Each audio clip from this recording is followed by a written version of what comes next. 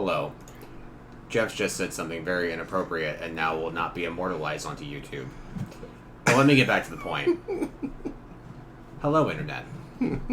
Top of the morning to ya. Bye-bye. This is part 4. Cahoodle. Oh my god. This is part 4 of the Harry Potter D&D. Version 1 of a brand new format of V&D. Yes. For those of you who have made it this far, congratulations. And why? Also, I've been seeing that your channel has been getting more subscribers lately. What's that? I've been seeing that your channel has been getting more subscribers lately. I think Hot Ankles Hermes was the last one. Hey, you're up to like 97, 98 now. 98. Sick. Yeah. So it must be like pretty stoked. cold feet Hermes or Aphrodite. Hermes? Cold feet hermaphrodite? Why would a hermaphrodite have cold feet? I don't get it. Because all their blood is going to their vagina and dick. Alright, back to the game. You are with Teddy in the wing of Merlin, and both of you had a hand on each door, and you turned it, and he turned it, and both of you look together, and you're just like, 1, 2, and you open it. Oh, jeez. And he's like, I thought we were waiting until 3. Okay. Nope. And the first No, it's thing on that, 3. The first thing that both of you see, On 3. the first thing that both of you see can only be described as red. Okay. Because it's scales that are a nice, rich scarlet color, and the scales are attached to a girthy, voluptuous dragon. Big boy. A big old boy. How far away is this voluptuous? 50 meters. Okay. But you can tell, don't really matter, because if he opened his eyes and breathed fire on you, he'd reach you and you'd be dead. Also, to that point, his eyes are closed. His? Hers? Who can say? Their eyes. Its eyes?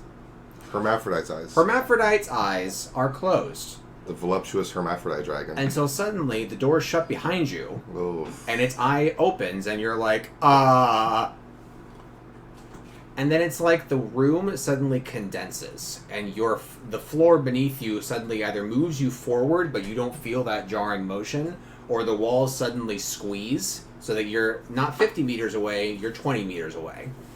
And you're like, what the frick is happening? And the dragon rears up its head, opens its giant maw, and as soon as you have this thought of like, I gotta duck, I gotta move, I gotta dive, I gotta dodge, I gotta cast a spell. I gotta dodge. Yeah. That shadowy form that blessed you with its presence the first time when you were in the wing of Merlin very quickly manifests between you and the dragon, raises up a shadowy hand, and there's this loud crescendo of sounds, like this. You can see like sound waves exploding from its hands that go right into the dragon's maw, and instead of hurting it, it seems to calm the dragon. As its mouth shuts, its eyes go back to closed, and it returns to its original position. I say thank you. And the form seems to turn, but it's really hard to make out detail of this thing. Hooded? You can't even tell what it's wearing. Oh. It's like this distorted, like, the edges of it are like blood fading into water. It's like this weird, churning, ever-twisting, kind of cloudy, but not really this miasmic thing. Okay. And Amoeba Man. Thank it you. turns to you and says, did you not get enough the first time? You came back for more? I'm afraid I had to come back. You see... You're here for the girl. How do you know about her? She's been causing trouble in my second home.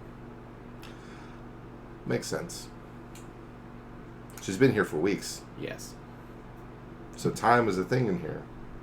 Yes. Okay. It was a test. Yes. Cool. So what has she been doing? I haven't really been caring enough to watch. You see, this is all very fruitless because you cannot go to her because the part of the wing that you have entered now is a very personal avenue. This was Personal for you or for me? This was Merlin's very personal entrance into the heart of the wing. And as such, the dragon will only move if he believes that you are Merlin. That being said, I do not have the power to move him, because I am just an echo of what he was. Regardless, I may be able to assist. Let's see. And it head seems to like move from side to side, and then suddenly its hand juts out again, and a door appears in the side wall. And he says, "This is the labyrinthian way of proving that you are who you certainly most are definitely not."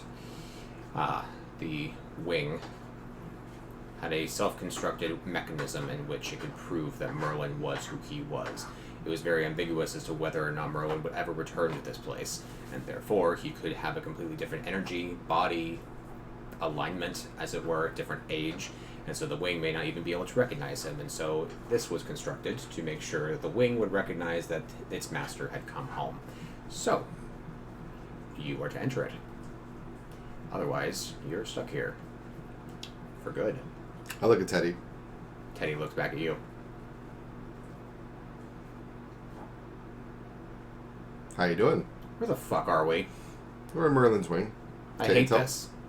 Me too. But we gotta do it for Elvia. I just want you to know, Yeah. if I don't make it out, Yeah. you're the one that brought me here. Oh yeah. We just watched the second Jurassic World movie, and Chris Pratt says that. Got it. She, like, really liked that line. Anyway. Yeah. Also, you just want to skip out on class, so. Not for this! I told you we'd be going into danger. Yeah, not stuck in a weird catacomb. Oh, right. Not in a weird catacomb-like room that may or may not lead out to an exit with a dragon and a weird dark figure that may... Is that Merlin? Are you Merlin? It's an echo of Merlin. And the echo says, no, but yes. But mostly no. And Teddy's like, not. what the... I'm calm. Good. I'm not. We're I'm going to telling need that sort of calm for when we go into the next room. I need you all there, okay, bud? Sure. That's what I like to hear. Alright. Off to the, you said labyrinth? No. It is a labyrinthian mechanism in which you must prove that you are the person that you most certainly are not. Alright. So, Echo of Merlin, we're going to proceed to the labyrinthian mechanism. You have no other choice besides certain death. So yes, please make your way through. Perfect. Teddy, What? let's go. Yeah. We make our way. Lead the way, Gryffindor. As you approach the door... I was about to say, follow Hufflepuff, but I was like... Dick move. Yeah, little dicky. As you approach, the door opens on its own. I go, ooh. And the hollow, echoey sounds that were surrounding you are suddenly silenced, because suddenly you are in a glade. You are in this vague, foggy glade that has hedges all around you, and for a moment you're blinded because a sun, or an approximation of a sun, is up in the sky, shining down on you, and you're like, we made it out. That wasn't a hard mechanism at all. It must have recognized that I wasn't Merlin and just freed me. Yay! But no. As your eyes start to acclimate to the new brightness, you realize that you're actually in the middle of a pseudo-kinda hedge maze-ish thing. What it really is that you are in the middle of a cross-section. You are in the middle of a four-way path that you have straight, back, left, right, or if you're a diagonal, you're in the middle of an X. And Theodore looks around, and at the end of each pathway is an archway. I need you to give me a cunning check.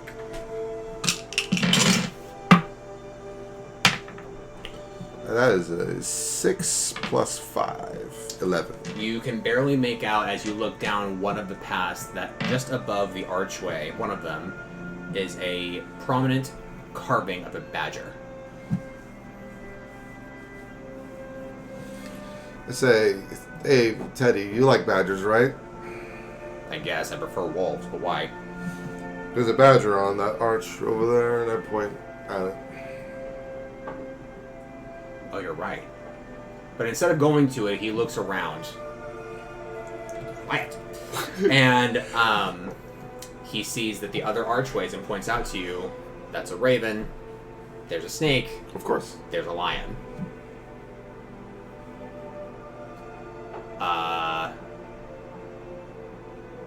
What is this? Okay. So, this is a test to prove that I'm actually Merlin. Merlin That was... we are actually Merlin. Right. Merlin was a Slytherin, so we're going to go down the snake path, okay? Merlin was a Slytherin? Yep. I would have totally thought him a Ravenclaw.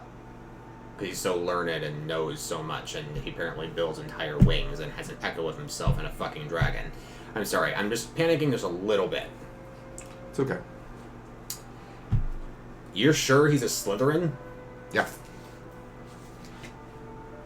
Okay. Yeah, Dumbledore told me. Okay. Alright. Let's go. Let's go with that. Let's go with that. What do you do? I go down the snake path with Teddy. You go down the snake path. Nothing interrupts you. Why do I remember that and not Poppy's last name? Because you're a terrible boyfriend. This is my girlfriend, Poppy. Poppy Popolopoulos. Popolopoulos. If you ever see her again, you'd be like, Poppy, what's your last name? She'll be like, For the seriously? love of God. Seriously? Ugh. Is Anyway. it P and her first name is Pop? Okay. You make it through the snake archway. Mm. And suddenly you are in the same exact type of situation where you're in the middle of another hedge crossroad kind of thing. Mhm. But this time, it's not pathways leading onward. You are in a more enclosed version of it where it's actually 4 little paths that lead to a bird that is docked onto a nice little perch. And each bird is different, very distinctly different from each other. And the first one you see is this large gray, kind of vulture-ish thing that looks at you with wide eyes, and it's like...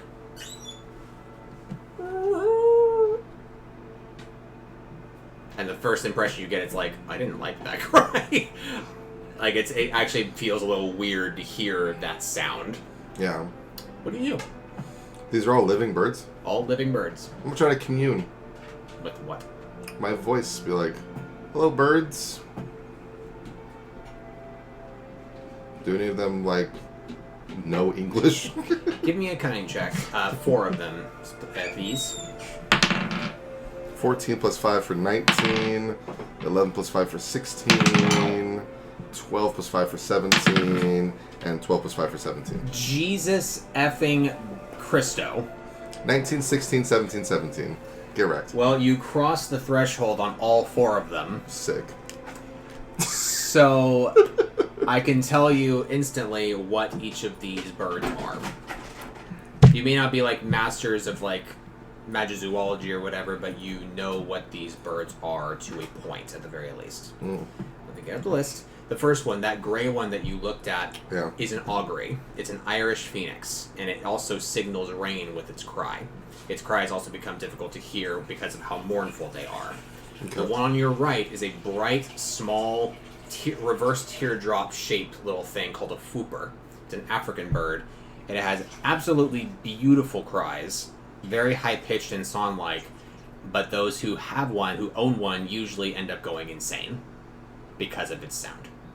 The one behind you now is a small blue-speckled bird that's called a jobberknoll, and it's entirely silent throughout its entire life. Except for the moment when it dies, it releases the sound of everything it's ever heard. What? Yep. And then the left one is a simple silver-winged falcon.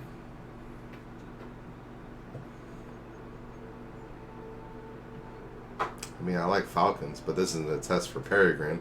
Yeah. It's a test for Merlin. Yep. Merlin was insane. Do you have proof of that? Theodore says. I mean, just look around you. I'm not sure if this is a sign of insanity. It might be a sign of brilliance and boredom. He's brilliant and insane, and was probably a little bored.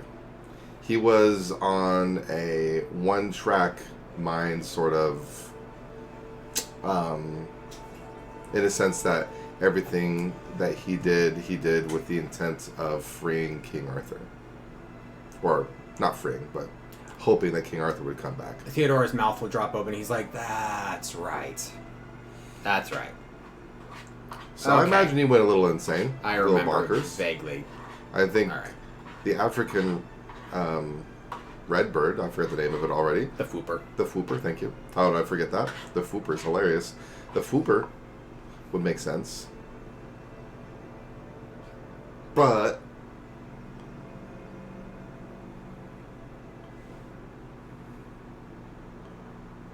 the very mournful Phoenix. Yeah, he's looking at the augury right now. He's like, this is an ugly thing. No offense. I He says to the Phoenix, and it's like, ooh. Like, I'm offended. I think the Phoenix might actually be the right choice here. Because for some reason in the back of Jeff's head, not Perry's head, I seem to remember there being a mournful cry In what? in Merlin's story. Sorry, listeners. Jeff's kind of rocking out right now. Rocking out to my own vibe, brah. Give me a cunning check, please.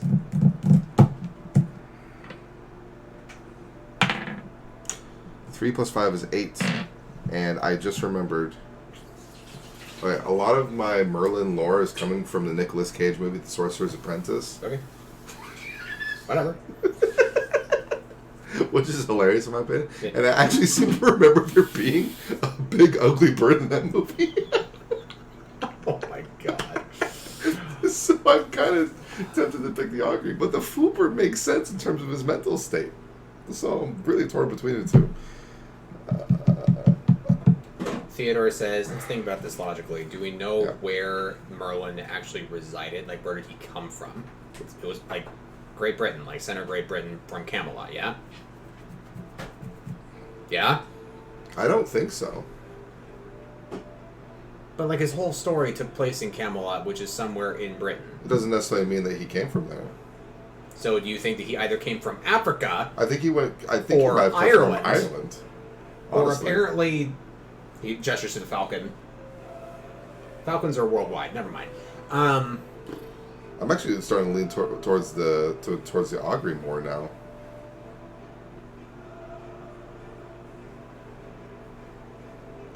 Do you know anything about Merlin beyond that? There's one thing I'm going to say about this augury thing. It's easily the biggest bird. It's also, frankly, I'm sorry, the stupidest looking one. Can you imagine this great, powerful Merlin guy walking around with this giant bird on his shoulder that just keeps moaning cries about rain? I feel like he would go with something more quiet. So not the Fooper. Though it's beautiful. So, like, I'm thinking more so The silent one? the Juggernaut or the Falcon. Because it hasn't let out a peep.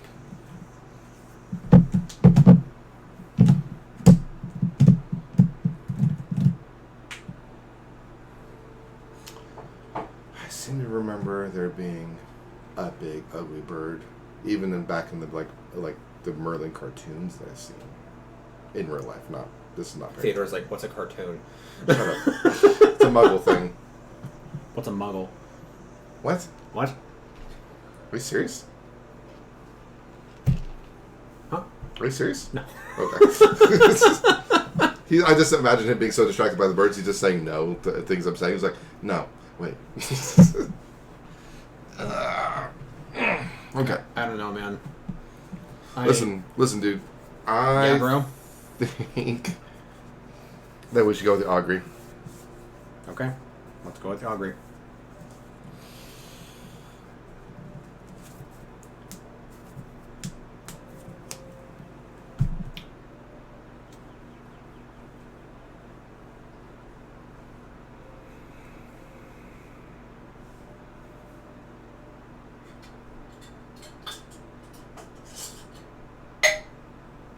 There is quite a bit of contemplation behind his eyes right now, listener. Hesitation. No breathing. This is his last resort. Constipation. I also remember there being like a small bird in the cartoons. This could be false memories though, man. I'm going to give you another cunning check chance. Alright. 14 plus 5. You notice something that you have not noticed before is that there is a unique little, not tassel, but like a band around the falcon's foot. I examine it. You look closer and the falcon even like stands up straighter as you approach, spreading its wings, like exposing itself to you, giving you the impression that it's used to people. The leg band on it has a hand-scrawled word, capital T, trouble.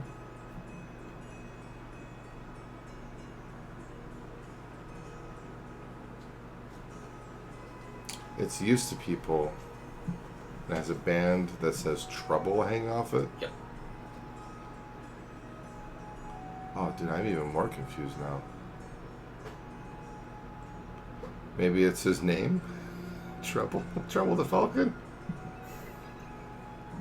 What a weird name.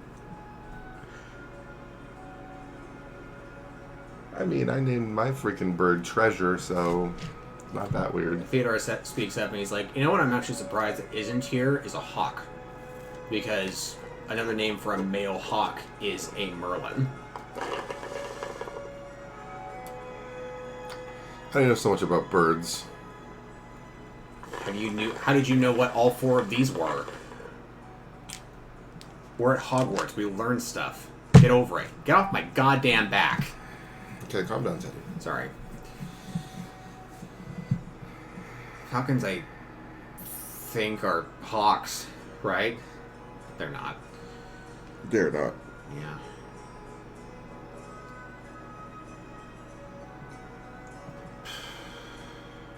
I don't know, man. I'm still siding with either the Jobberknoll or this thing.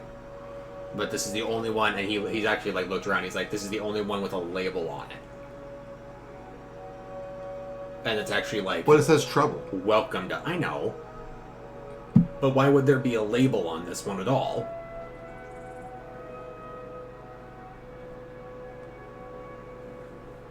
Maybe it was a way to like deter other people from being able to pass this.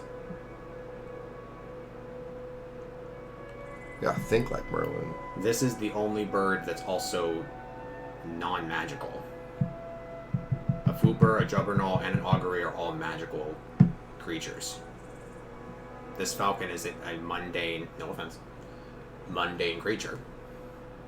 Except for the silver wings, which really are just like really nicely toned feathers. But... Alright. Okay, so this is a selection thing. Mm-hmm. I am picking the falcon. You are picking the falcon? Yes. You touch the falcon and Theodore is like, okay. He touches the falcon too. And suddenly you are distorted again. And you are in a different selection process. Okay. The birds have now suddenly been replaced again. And this time the overcast, foggy sky is now like threatening to almost rain. You feel like you're in evening time now. Different ambiance, different feeling. And this time, in the place of the perches, there are now 4 small tables in each quadrant. Okay. In one, there is a crystal ball, perfectly polished, even gleams a little bit, even with the overcast sky. There is a badge that has the Camelot insignia on it. That looks like it could be pinned to your clothes, just like your Gryffindor badge. Mm-hmm. There is a crystallized rose. An actual rose that looks like it has a very, very thin layer of crystal over it, preserving it to live. And finally, there is a dank, old, slightly dirty, and black, with a buckle on it, wizard's cap.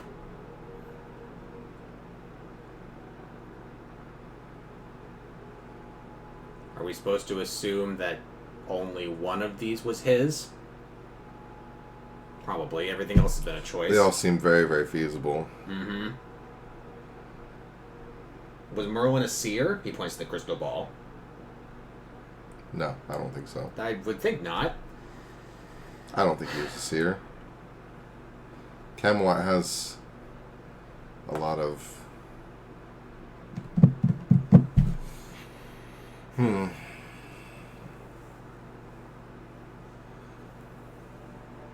I don't And believe in then that there hat was- for even a second.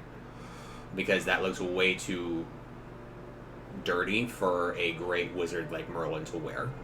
To be Unless honest, he just didn't care. To be honest, I think he was. I think the stuff that he wore was actually really used. Yes, I remember from a Nicolas Cage movie, the stuff he wore was really beaten and shabby. I remember this. Okay. This is not Perry talking, obviously. 'Cause Oh. he'd be like Nicolas Cage, who? You start gesturing silently in the air, and Theodore's like, "You're right." I'm an avatar being controlled by someone who's seen a Nicolas Cage movie about the Sorcerer's Apprentice.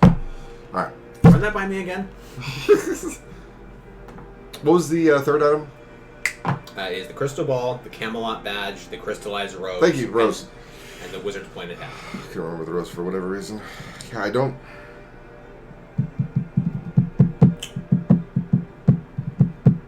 Yeah, I'm like actually more certain on this one than I was on the bird one. I'm gonna pick the hat. Okay. Just straight up. I'm not even gonna like overthink this. Hat. Hat. And he's like, "Wait!" And you grab it, and suddenly you are in a different environment. Wait, oh. This time, when you awaken, when you blink and you're in a different environment, Teddy is nowhere around you. Oh, jeez. You are also nowhere that you've seen before, a completely different environment from before. You are in a outside barracks-like environment outside of a castle.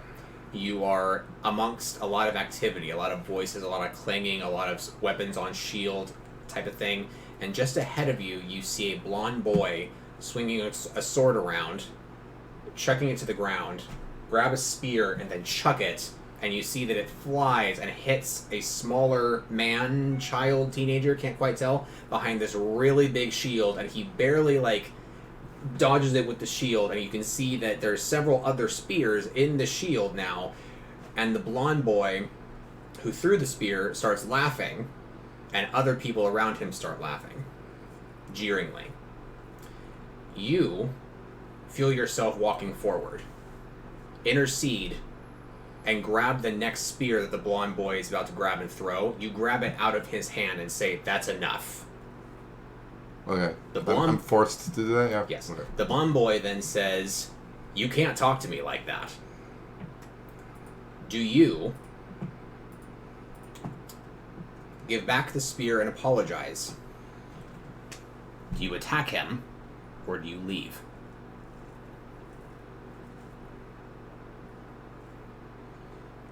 All the people that stopped and started jeering and laughter, those are the people that were fighting. So all the fighting stopped to watch this happen? No, there was a small posse around him. Other people over yonder were still doing separate practice. Got it. So it's like a training yard? Mm-hmm. And people are egging this blonde child on to throw a spear at this teenager with other spears in it.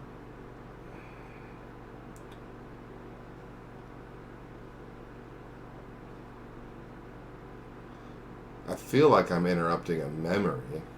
So I wouldn't necessarily want to interfere.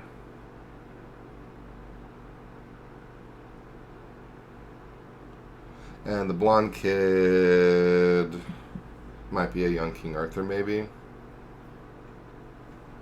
Just throwing that out there.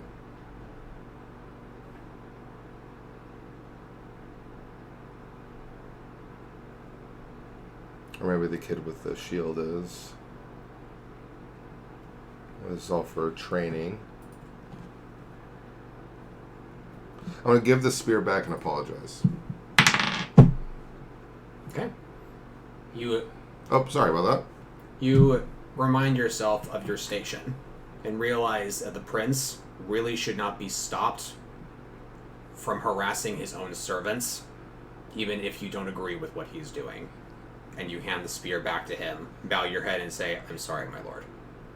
Arthur jeers at you, punches you, and suddenly you are in another completely different environment. And like the impact of the punch, like Knocked seems me like wake elsewhere. you. Yes, Got it. you are suddenly back next to Teddy, and you are back in a cave dungeon-like environment. And he sees you, and he puts a finger to his lips and says, "Where were you?" I was off in like a memory space. Be quiet. There's a thing over there. I can hear it. And he's like peeking over a rock. He's like crouching and hiding from Are we something. both behind a rock? Yes. I do a perception check. Go for it. What's around me other than this big rock? 3 plus 5, 8. Based on the limited light, it makes sense that you can barely make out a lot. You are almost pressed against a wall of this cavern.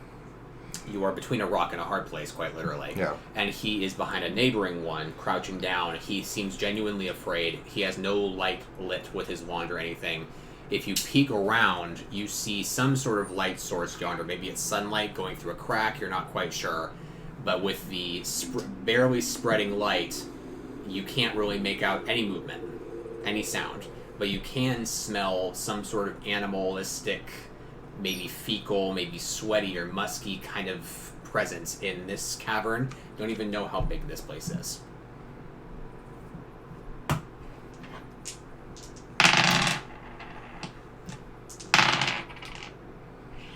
However, as you keep watching, you're hearing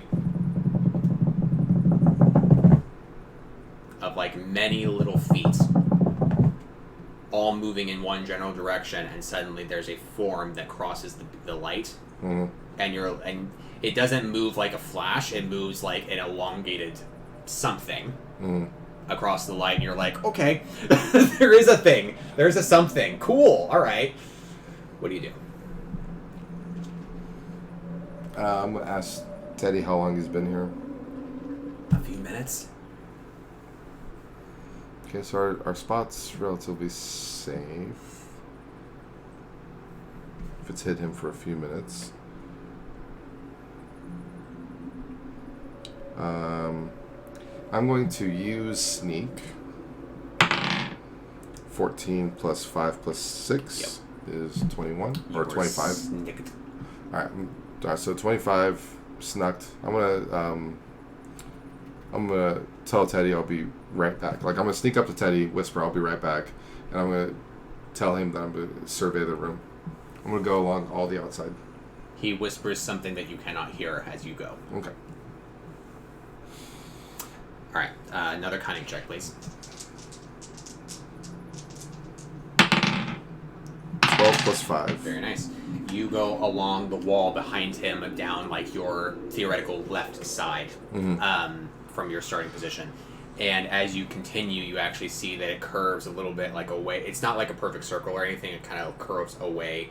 And you see not webbing, but like tattered material of some sort. Is it clothing? Is it paper? You can't quite tell.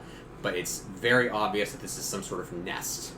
Okay. Some sort of sleeping alcove for whatever this thing is. Okay. You can also see a lot of wet spots that definitely resemble green saliva, maybe? Yellow saliva? Okay. You can either keep going, like keep going. proceeding along the general wall. You want to do that? Okay. Another cunning check. Ooh, it was 16, but now it's a 6 plus 5, 11. Okay. One more true check. True. 18. Okay. You make it along the wall and realize that you've made it to the opposite side now of where you were starting. The room is not as big as you had hoped. meaning that whatever this thing is, it's probably closer to you than you would like. Mm-hmm. And you also realize that you were fully exposed for a minute. That was the low roll. And you suddenly are now against that opposite wall, and you find what is very obviously a cave-in. And that's what the light is that it's some sort of source out there lighting up a little bit. Okay. Also, from this position, you see the very back of it, and it is on the back of it is a very long, scaled, brown-red pointed tail that curves up and back over its body. Okay. And you're like, that looks like a scorpion tail. Yep. Super. I'll keep going. Towards it? No, just around the wall. The option really is you're going straight for it or back the way you came. Oh, because the cave-in is actually blocking the path? Yeah. Oh, shoot.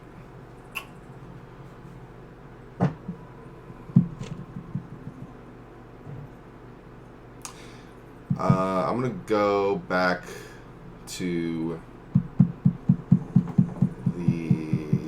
oh, man. Can I see if there's a way out through the rubble? Like, would we be able to climb out? No. Interesting. You would either have to use heavy destruction magic or some sort of locomotor or some sort of movement, which you do not have. Part of me wants to go back to the alcove. Part of me wants to go get Teddy. Part of me also wants to take the advantage of attacking this thing while its back is turned. I imagine attacking it will alert Teddy to also attack, so that makes my third and longest option moot. So it's either attack it with advantage or go to the alcove again. Would really not like to miss out on something if there is something in the alcove. Like if there's like a special weapon or something I need to defeat this thing. Like an exotic. Huh? Like an exotic. Yeah, like an exotic engram. Just like this yellow prism just chilling there in like a pool of greenish yellow saliva. That'd be really cool. And then you like decoded it and it's actually Galahorn. It's been so long, man. Yeah. What if there was like a rocket that fires from a gun that when it explodes has like other mini rockets that had heat seekers. Yeah. Okay. Galahorn.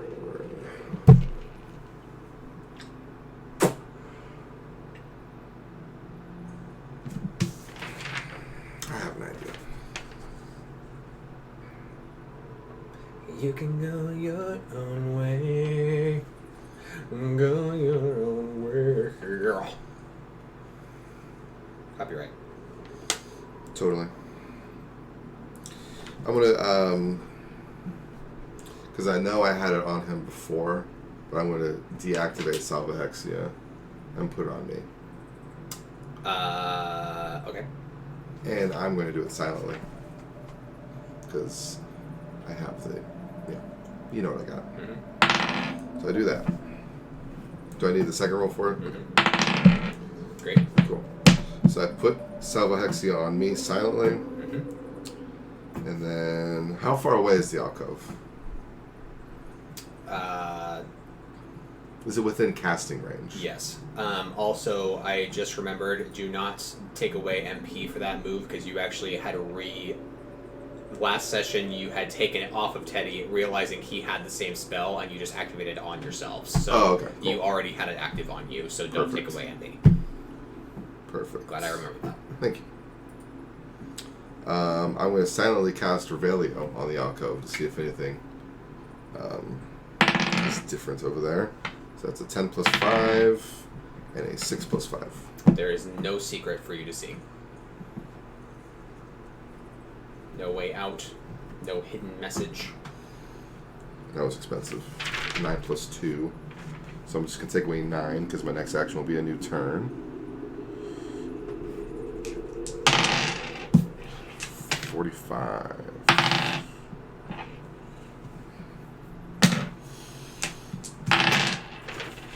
Oh, Jeff. Hi. Its next thing is to turn around anyway and to see you. Super. Yeah. It will see you. Re-sneak? Click, click, click, click. Its two claws and Yeah. like start to poise its striker. towards you, and you can see a very eerie juiciness coming out of the tip, and you're like, ugh. Super. And it matches the color of juiciness in the That's alcove. Beautiful. What This do is you what do? I had imagined. I'm gonna cast. Yeah, I could do that. Okay, I'm gonna yell to Teddy, be like, Teddy, attack its back, as my minor, and then my major action is going to be Lumos Solem Okay. on its face. Cool. To try and blind it. 4 + 5 is 9 for my dex, and a crit. So crit will negate the fact that Dex actually didn't do what you wanted. Okay. I will say for fun, you did the light beam too high. It reflected on the glistening point of its tail and shot back down to its eyes. So it's like, ah. Wait, how was However, it? What did it do again? Ah. Also, Teddy will see, based on the fact that you aimed that high and shown the tail, he will see the drip of poison coming from the tail, and so he'll know, shit, it's poison, bro. It's poison, bro. Okay. It is blinded. Cool. Cool. Teddy will have initiative, and he will cast.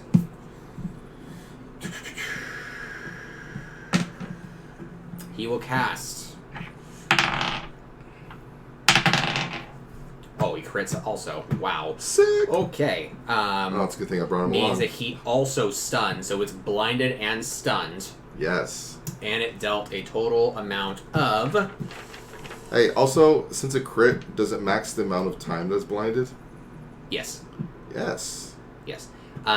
It will deal the creature 21 points of damage, and bolts of yellow lightning will shoot from his wand as he shouts, Bobilius! And it will be shot across the entire cavern and electrocute all over its body.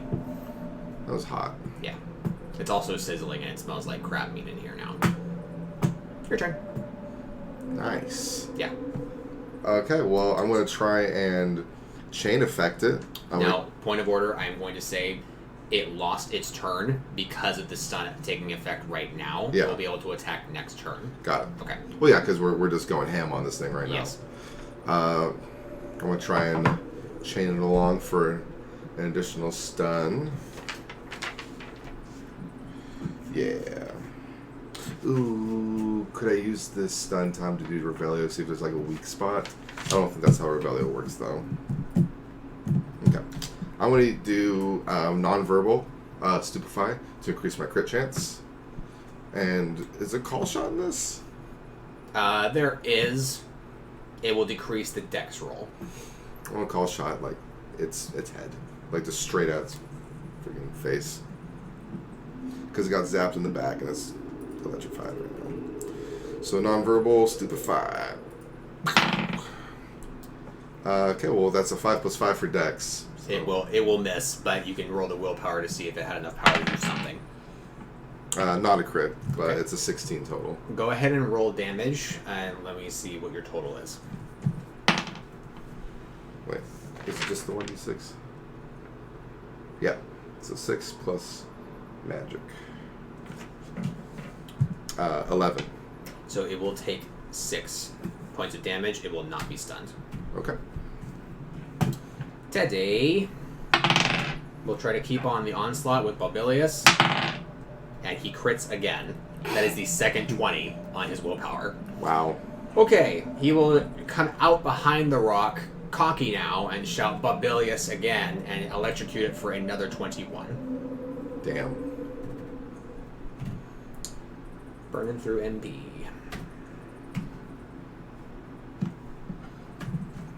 Okay. Oh yeah. 33. Is it my turn again? Yes, it is. So restore 2, bring up to 35. Wow, this thing is just like chain stunned. It's getting wrecked.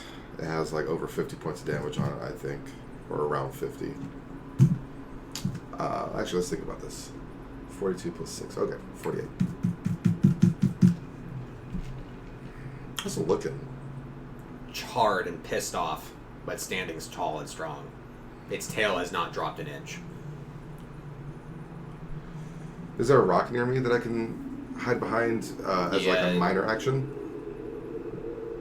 If you roll high for dex, otherwise it's going to be major. Okay.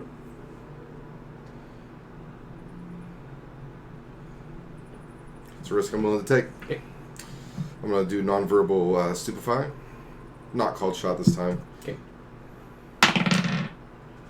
3 + 5 is 8 for dex. Wow. Back rolls. 5 + 5 for will.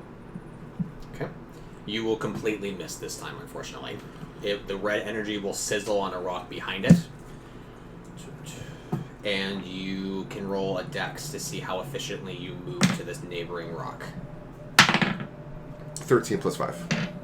I will say you get to the very edge of it so your hand can actually be touching it, but you are not behind it. Got it.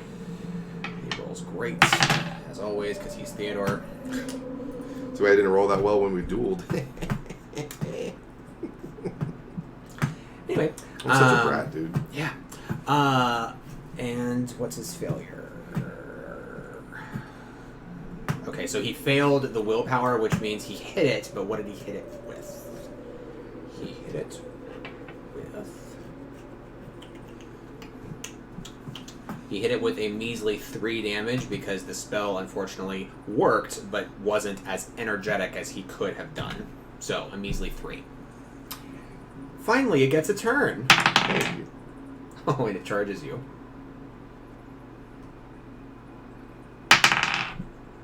What's your defense? I have 12 defense, and it's blind. It's the last turn of blind. Yeah, it misses you. Yay! It crashes like its claws hit the rock and then the wall, and like tries to like bite you with with its vague mouth shape that you can see, and you're just like ah, and you actually just barely get like half a meter away from its mouth, but it does miss you. And next.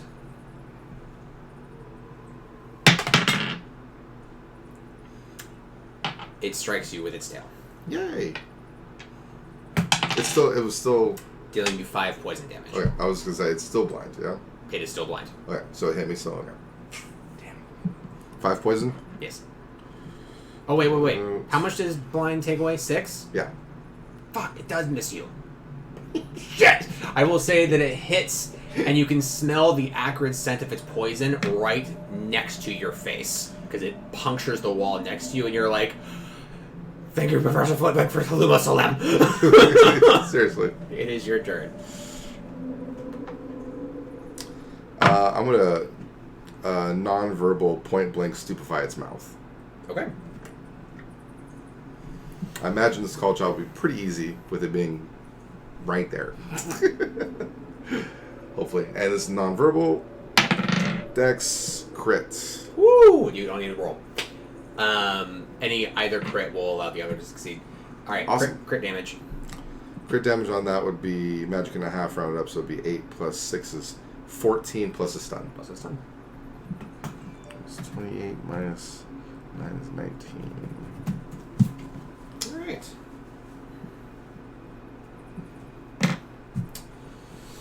Yuki. That was my crit.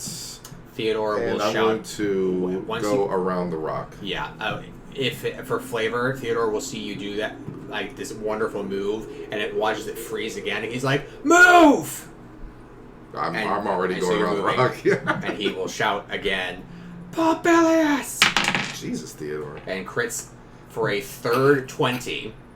Not in a row, but in this match. 3 out of 4. Wow, 75% crit. Okay, another 21. The stunning will not stack. Of course. It is looking very exhausted and is mildly limping as it separates itself from the wall barely and staggers away, but it does not make any gesture towards you. It is your turn.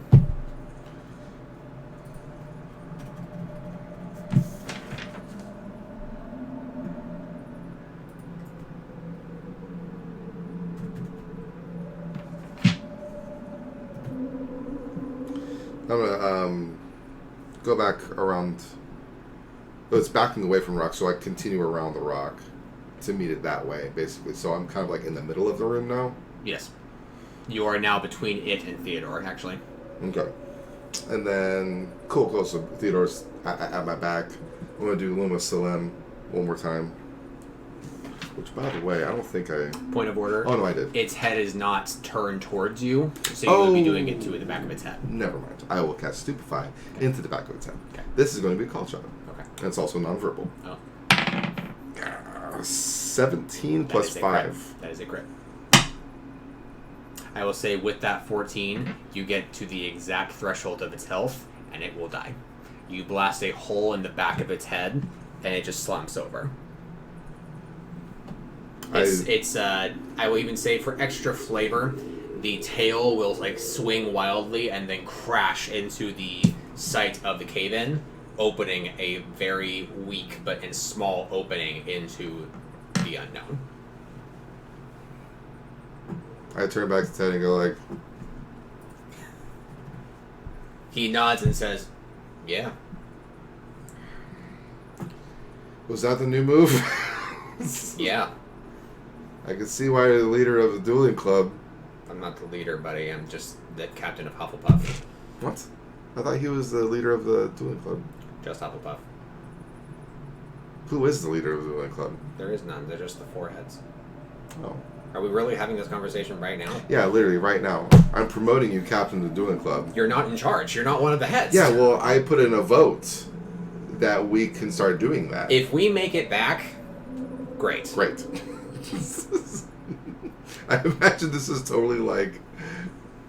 Its blood is like seeping out and like the venom is like starting to wash down the rocks. You're like, let's talk about dueling club. I'm totally imagining that like Joss Whedon-esque sort of dialogue after like an Avengers fight between like I don't know, like Thor and Captain America or something. Yeah. It's more of a Stark kind of thing, but he whatever. burned through 28 to 30 MP. 30 MP? Something Child's like that. play. I burned through 48. Woo! But that's also counting Revelio, which is a 9 MP cost. So, dude, nice. Yeah. I'm really glad. Neither of you took damage, which is shocking. Alright. Neither of you got... Oh, wait, no. No, it missed you. Yeah, neither of you got hurt. Okay. What do you do? Continue into the nothingness. You go into the vague opening of the entranceway, carefully avoiding the poison. And as soon as you reach the other side, you are once again thrown into another situation. You are thrown, as you put it before, into a memory type of situation where Teddy is not with you anymore. Okay. And what you see... I wonder if he's in another memory while I'm here. It's interesting. You are under the service of Arthur. And you see yourself following mutely behind him, behind Arthur. He's much older now. Not much, he's about mid-20s, late 20s. And you know that at this point in history, Arthur is not king yet. He is still prince, and Uther Pendragon is still the king, his father. And right now, Uther has commanded Arthur to go throughout Camelot and collect additional taxes because Uther believes that there is reason to do so. You are not even sure about it because Uther does what he wants. Arthur is in the middle of insisting that this woman pay the additional taxes.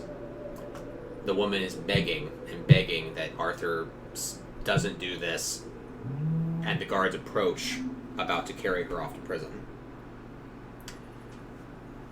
Do you intervene or not?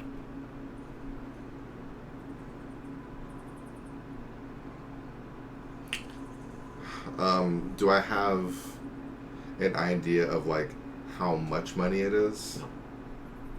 Like there's no reference, like wow, that's a lot of extra money, or it's just like a little extra. You do not know. The tax does not apply directly to you, and Right. the choice does not necessarily pertain to the money itself. It's more so the action of Not paying her. do you intercede or do you stay back? You are in Arthur's party right now, by the way. You are amongst him. And you are under If his I'm service. Merlin, and then everything that Arthur does is law and is true, so no. You watch as the woman is pleading, crying, and as the chains are being put around her wrists, And then Arthur puts up a hand and says, "Stop. Stop. This is insanity. Let her go. Right now. Let her go." Hey. And the guards release her, and he says, "I'll go talk to my father. No one's paying more taxes. It's ridiculous." And he walks past you, and you feel this swell of pride. I feel like that was a good move. The scene changes again. And once again, you are in another memory. This time you are up. You know that you are up due to the elevation change. There's pressure around you, and you are in someone's bedroom. And beneath you, like on the floor, barely positioned up against the wall, is King Uther Pendragon. And he is struggling to breathe as he chokes on some sort of dark green poison. There are sounds of battle and clamoring outside the door. What do you do? Do you let Uther... do you tell Uther that you are a wizard and that you can help? Or do you believe that Uther deserves to die for hunting wizards throughout Camelot? Or do you help Uther survive? If I'm not mistaken, Merlin wanted the death of Uther. So that way the one true king would come to power. So fucked. Uther, like, is aware that I'm there.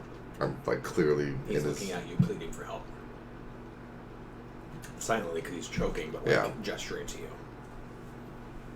To remind you, Merlin also grew up under under the apprenticeship of a Muggle healer.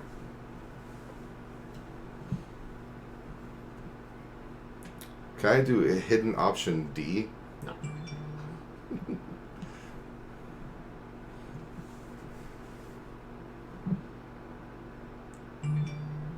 I am going to watch Uther Pendragon die.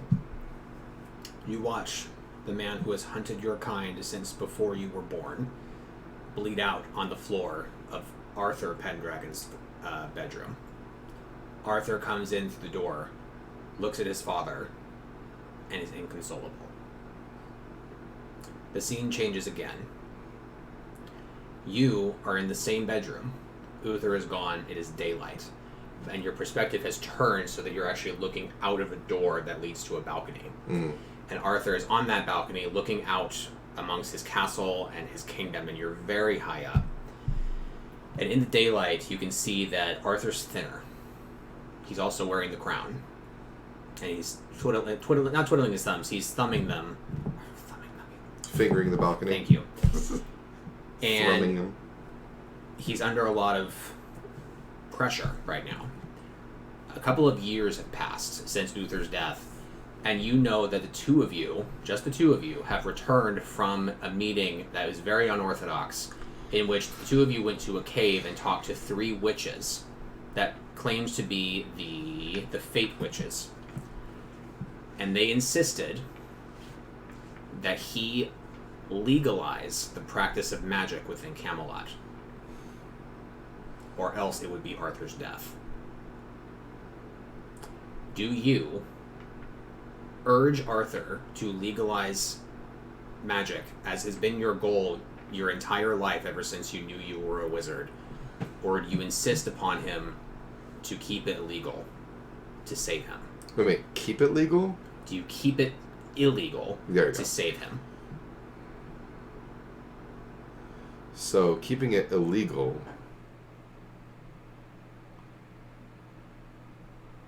would save him, but legalizing it, the witches would kill him? Mm-hmm.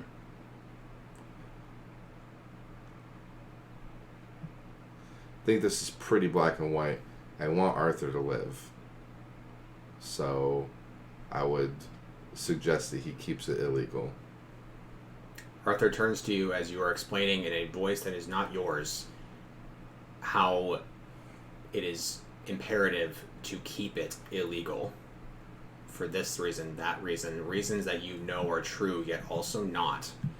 Also being blatantly aware of the fact that Arthur has no idea that you are magical. He looks to you and says, "Thank you for your counsel." And you are no longer in memories. you emerge in a very small, kind of claustrophobic, kind of tight, cavernous room. There's no sound of dripping, no sound of echo. It's actually just you and this small little room. And there's a light that seems to exist kind of everywhere, like within the walls. Like there's no real source of light, but it's a lit room. Yeah. It's so lit. And just in front of you, there is a very small round table with a small chalice of clear potion. And there is a paper with a message on it that you can't read right now. Because we haven't moved. I approach the table, and as I'm approaching, I'm doing a pretty quick once-over kind of perception check, you know what I mean? Just to make sure that I'm not going to fall down any obvious holes or anything like that. 11 plus 5, 16. There is no obvious traps, tricks, weapons. Okay, I'm looking over the grail now with the note, and I'm going to examine the note first. Not touching it. The note, for flavor, did your character take Ancient Runes as yes. your elective? That's what I thought. Okay.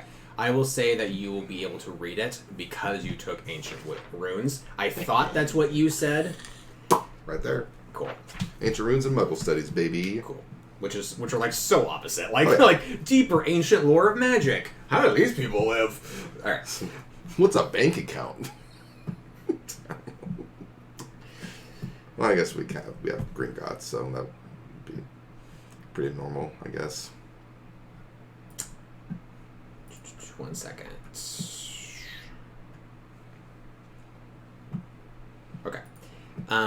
You are able to make out that the note is Merlin referring to himself. Okay.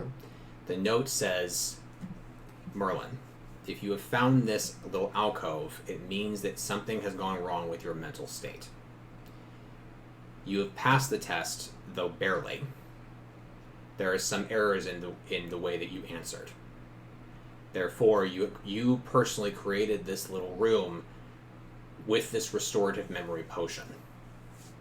It is for you to consume to recover all memory, so that you can be sharp and aware and ready for King Arthur's return.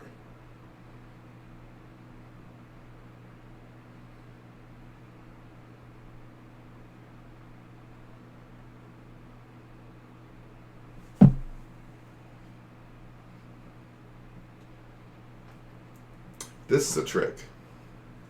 No. No. I love that you think it's a trick. I love that you just said that to try and make me believe that it's not a trick. I genuinely love that you are viewing this all as a nefarious thing. It is. Because it's like the kind of stuff that Merlin would write something like that. Well, not for himself, for someone who's trying to be an imposter. The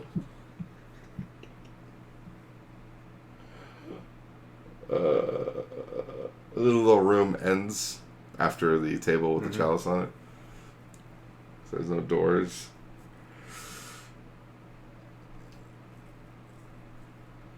Oh, part of me thinks that this is actually genuinely the way to proceed by drinking it. But part of me also doesn't believe it and would, knock the potion over. Or maybe it's just water.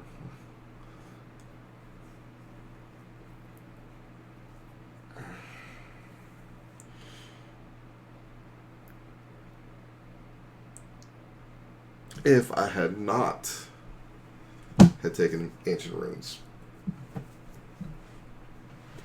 there would be something just written in a different language that I didn't understand, and a chalice full of clear liquid. That would be indiscernible to me because I have no potion skills. So let's pretend that was the situation for a second. If it was my only option, after some time had passed, then I believe I would actually end up drinking it to continue. But having read it now is actually more troubling because I think he's full of crap.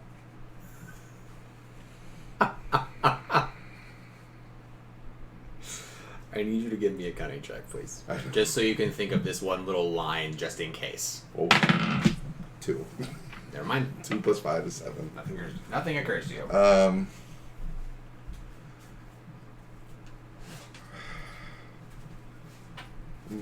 Merlin, if you've come to this room, paraphrasing, and you find this, it means that you have passed the test, but just barely.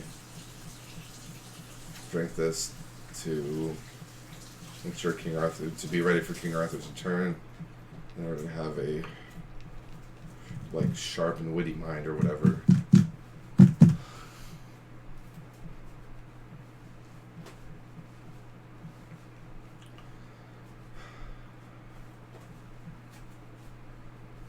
It makes me think that this note is trying to trick someone who's trying to be a Merlin imposter and making them believe that they managed to somehow barely succeed the test.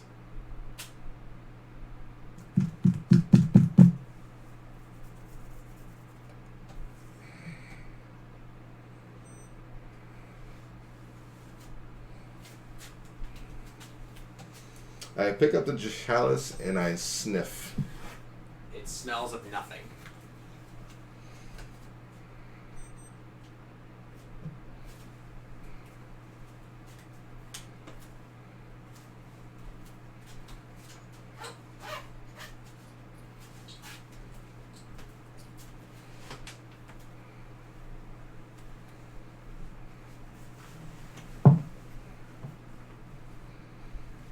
Having looked back in previous tests, an action has to always occur. And seeing as how there's really only one choice in this room to make, because what if pouring it out just traps me in this room forever? Then I'd be like licking it off the floor, and I don't want to do that. It's a very clean floor. Oh, great. I'm going to hold it up to my mouth as if I'm going to drink it, stall for a moment, and say, Merlin, you SOB, I hope this isn't a trick, and I drink it. The echo appears, and it's like, dude. Dude, bro, dude. God, I hate this. I'm so, like, I'm like 49-51 about this. You have not rolled yet.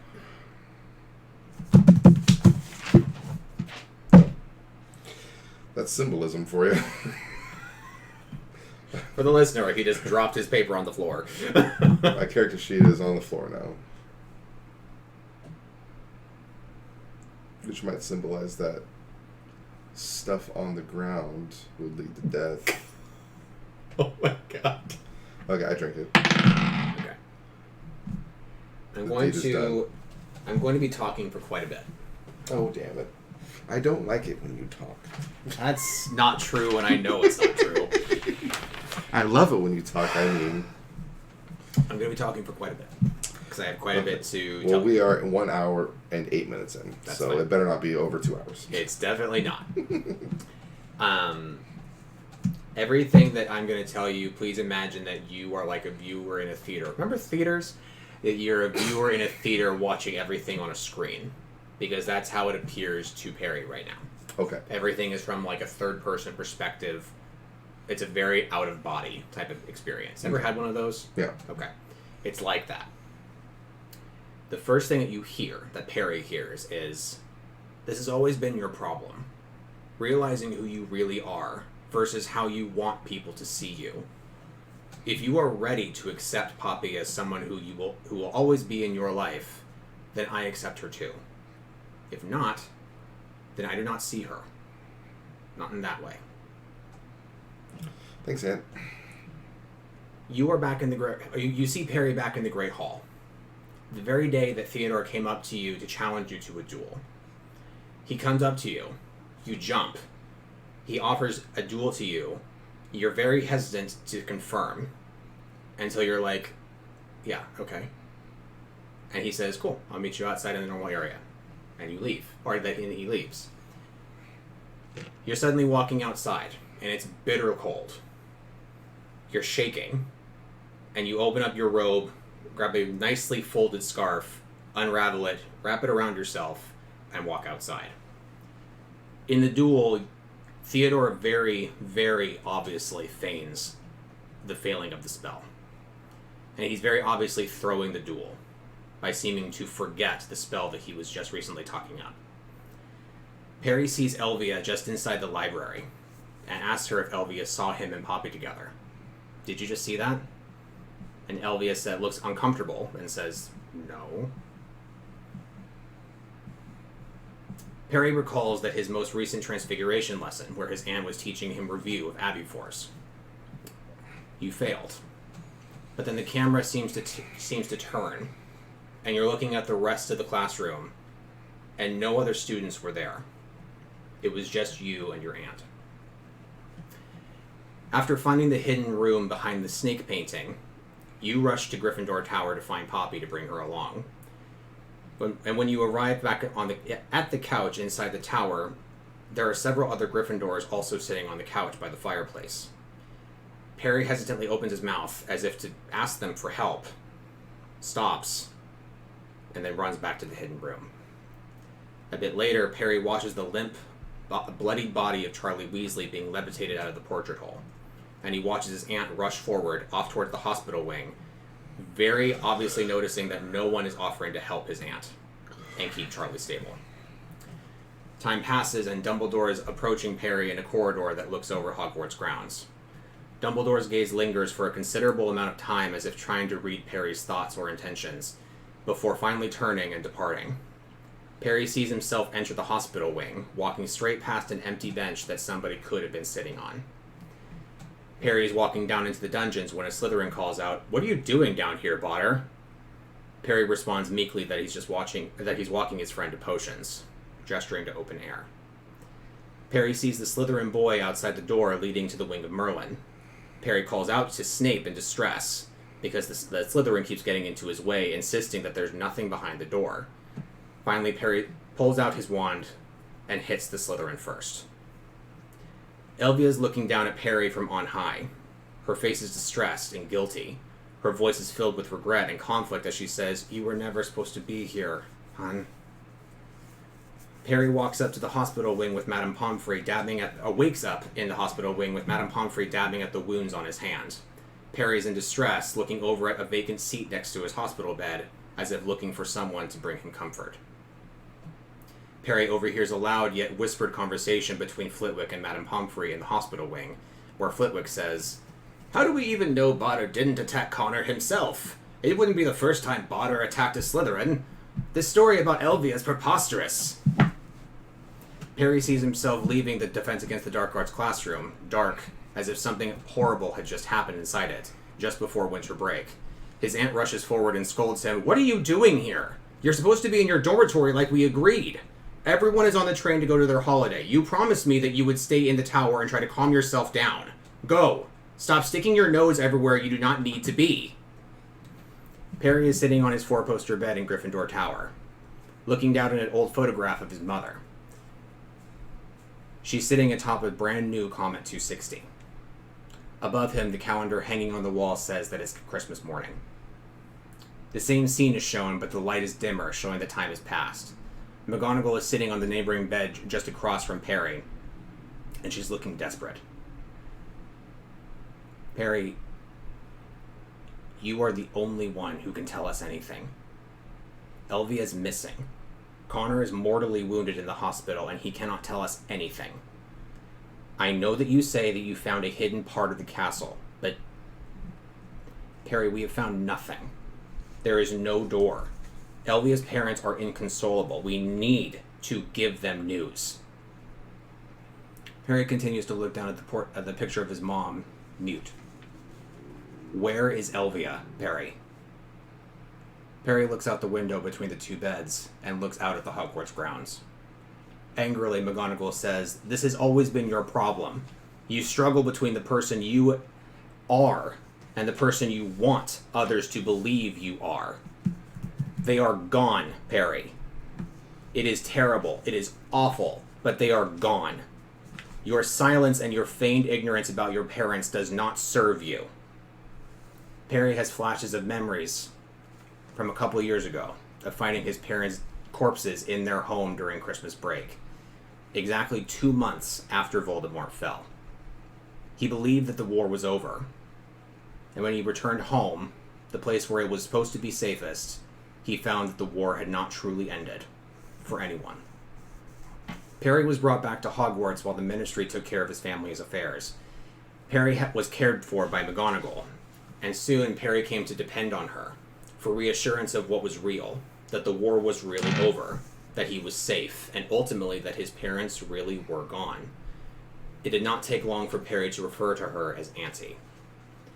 Over the last 2 years, the student body became aware of Perry's fragile mind. Some avoided him, some learned to talk to him, some looked out for him, and others tried to tease him and bully him, like those who bet against him in the duel with Theodore, pretending that they weren't doing any such thing. Perry's magical prowess waned as he focused more on sneaking away from those who judged him, focusing only on spells that could help him escape or find the truth. Dumbledore repeatedly appealed to the Ministry to allow Perry to stay at Hogwarts, believing that the castle provided social therapy that Ministry care would not provide. However, few people talked to Perry. As a result, Perry's loneliness manifested his own best friend.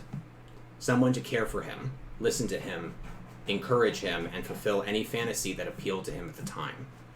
Poppy, or the idea of her, became known by the students as well, and those who would talk to Perry were encouraged to allow him to talk about her. McGonagall believed that Poppy may be some version of self-therapy that would allow Perry to finally awaken from his isolated stupor. So far, it has worked intermittently. Perry returns to the scene with McGonagall, and he will say aloud, "I know what happened to my parents." McGonagall looks surprised, but pleased, and says, "Good. Do you know what happened to Elvia?" Perry's eyes grow dark, and angrily he says, "Elvia and Connor stopped me from killing Haytham." McGonagall's eyes close for a moment before reopening, and she nods and says, "Do you remember why?" Perry glares at her, saying, "Because Haytham finally told me that it was his parents who killed mine. That's why they're in Azkaban." McGonagall nods solemnly. "Elvia and Connor found the two of you in the potions corridor. They had to stupefy you to get you off of him. Haytham barely made it to the hospital wing in time." Dumbledore moved to have Haytham transferred to a different school for the remainder of his final academic year. But the night before he was to leave, Haytham committed suicide. Harry, silent for a bit, will let out a loud, derisive scoff. McGonagall's eyes flash with fury, and he commands, "Where is Elvia?" Perry's eyes return to the window. His eyebrows rise with false nonchalance. "I don't know. I don't really care." Perry's in Charms class. Finally. Final vision. Perry is in Charms class, watching Flitwick perform Lumos Solem. Perry scribbles half words and letters onto parchment, calls Flitwick over, and asks him to read it. "I fail to see the humor, Potter," Flitwick says. As Flitwick returns to teaching, Perry looks over at Armando and starts talking to him about an enemy writing a message to him, and about Poppy not being present. Armando, one of the Gryffindors who was taught to talk to Perry about Poppy, tries to keep up with the ever-changing conversation. He agrees to follow Perry, not knowing what else to do. Theodore is recruited on the way, also knowing he ought to follow to make sure Perry isn't doing anything wrong. However, when the three of them descend into the dungeons and Perry picks a fight with 3 Slytherins, Armando puts a stop to his involvement. Armando rushes off to alert any faculty about what's going on. Theodore stays with Perry to make sure he does not get himself into any more trouble. You wake up, and you're on the floor of the very same room. And the little vial goblets next to you broken. And you're shaking.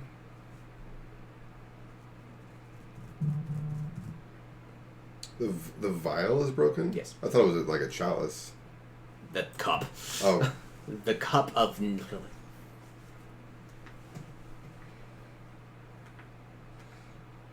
That was over 10 minutes.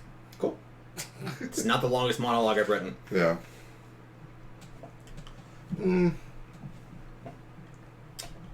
So stuff that could have been had I chosen differently.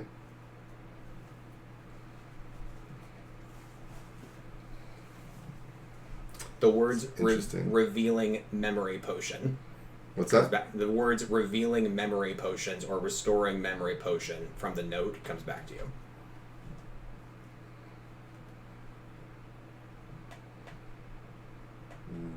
Revelio. In other words, the implication is that the potion restored the true memories of your actual history to you. How do you take these visions?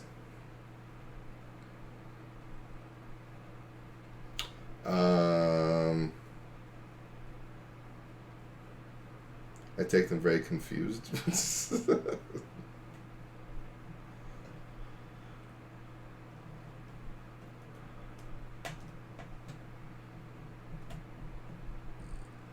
It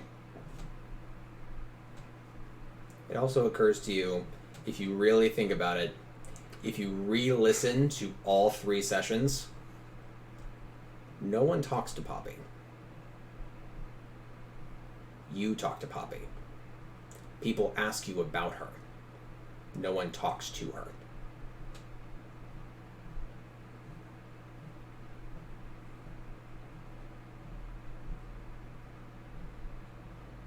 This is weird, man. I know, I wrote it. Remember that one time in the superhero campaign when you guys were totally clueless about who to trust? Yeah, I wrote that too. I'm completely like dumbfounded right now.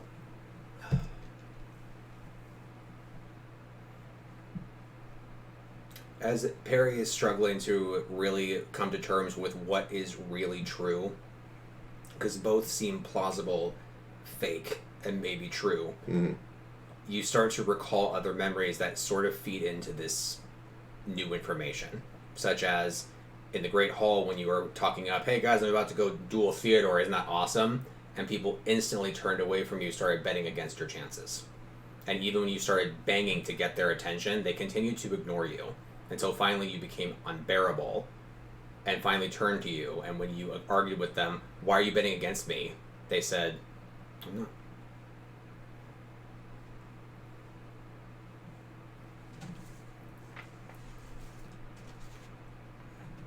What else is in this room? Now, the way you came has a manifested door. I go through it. You stand up, Mm-hmm. you go through it. Yeah. You are in nothing more or better or worse than a simple cleaning closet. One that is so similar to dozens around the castle. And when you look back, there is no door. It's a shelf with other cleaning supplies. I look forward. Is there a door leading out? Mm-hmm. Is it the closet that I recognize next to the potions? It looks like it could be the same door. You're not quite sure. You're not a master door Recognizer. recognizer. I walk out. Before you walk out, talk to me about what you're thinking. About what would Perry be doing with this information? He would be freaking out. Yeah. But he would also be very much interested in going to McGonagall and trying to clear some thoughts. At your core, at Perry, I'm talking Perry, not you. Yeah. At Perry's core right now, what does he believe? I believe that what I saw is actually very true. And it's like alarmingly true. And it's the type of thing where it's like, it's so unbearably true that I need to find like real life proof by like asking questions, talking to people, stuff like that. Okay. Therefore, as you go to open the door, it will open for you from the other side, and Theodore will peek in and say, "Are you done thrashing around in there?"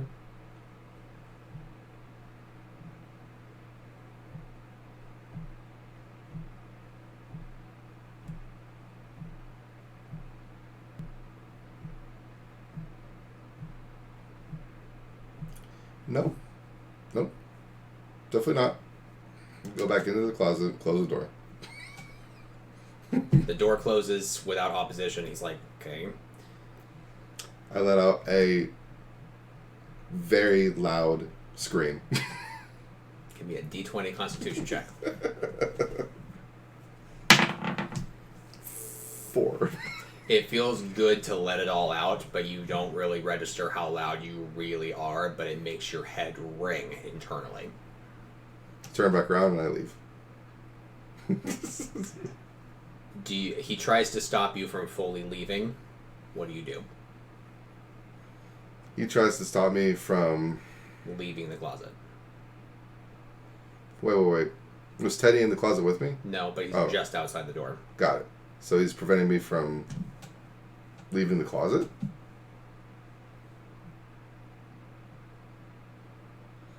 Ask him how long I was in there. I don't know. Less than 5 minutes?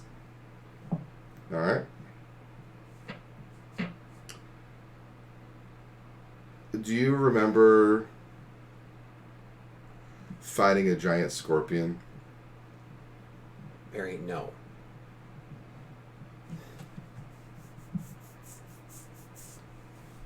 Well, this is awkward. We'll look for the 3 Slytherin. They're on the ground. Alright.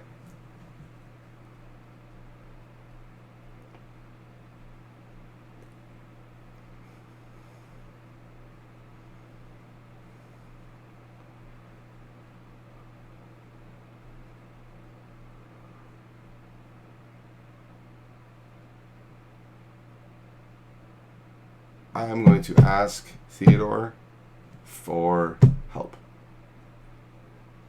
I'm trying to help you, Barry. They're on their way. I'm trying to keep you away from other people so that you're not going to attack anyone else. Can you please stay put?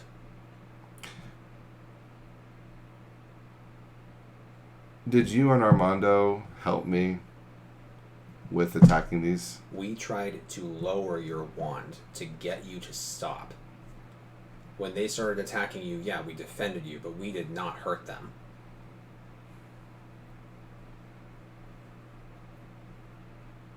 Alright.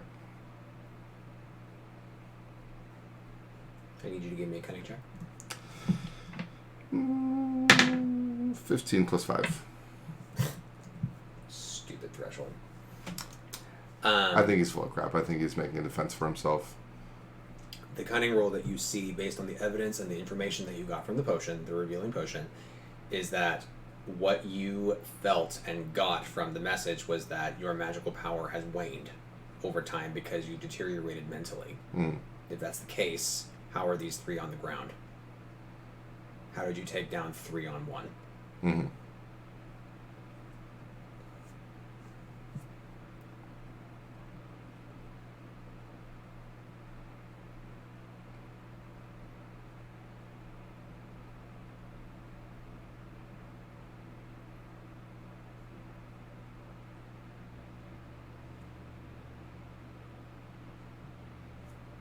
I'm going to tell him about how me, him, and Armando approached the door and attacked the Slytherin because they weren't going to let us through.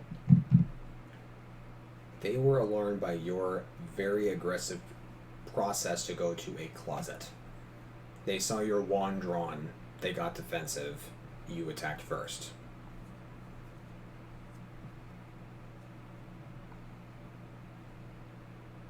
You were saying that Poppy was gone, that Poppy was taken.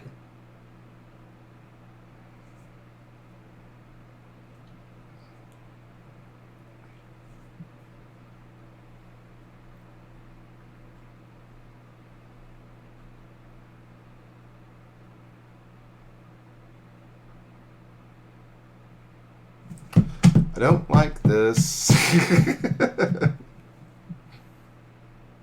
Alright. I need you to give me another cunning check and then a magic check.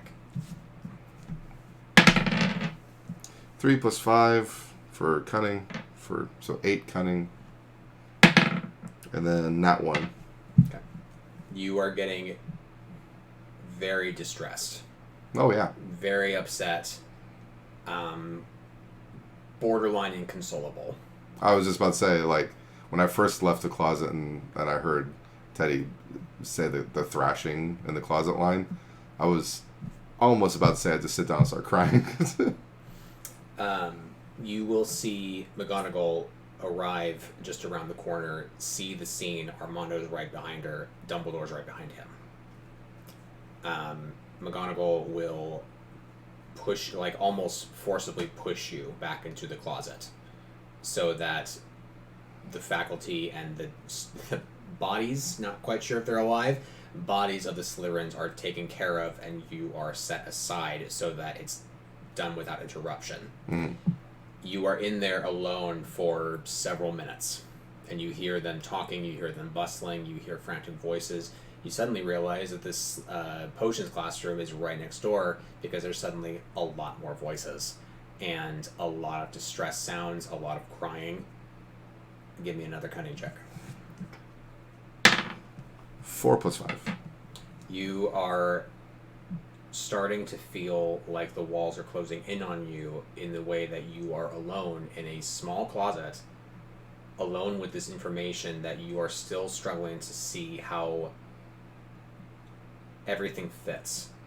And yet everything seems to almost alarmingly fit. But there's also little tidbits that don't perfectly do so. Mm-hmm. Because how could your mind, if you do have a fractured mind, how did you imagine that entire wing twice so elaborately? Also, the echo was the same both times. And so you're trying to draw logic behind something that may not even have any logic at all.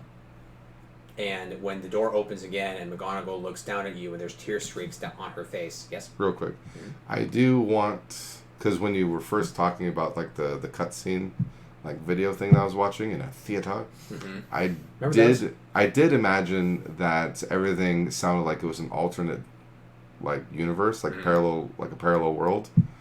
And part of me thinks that the potion was not of revealing but of transportation, where I go to a parallel universe. So part of me is actually believing that.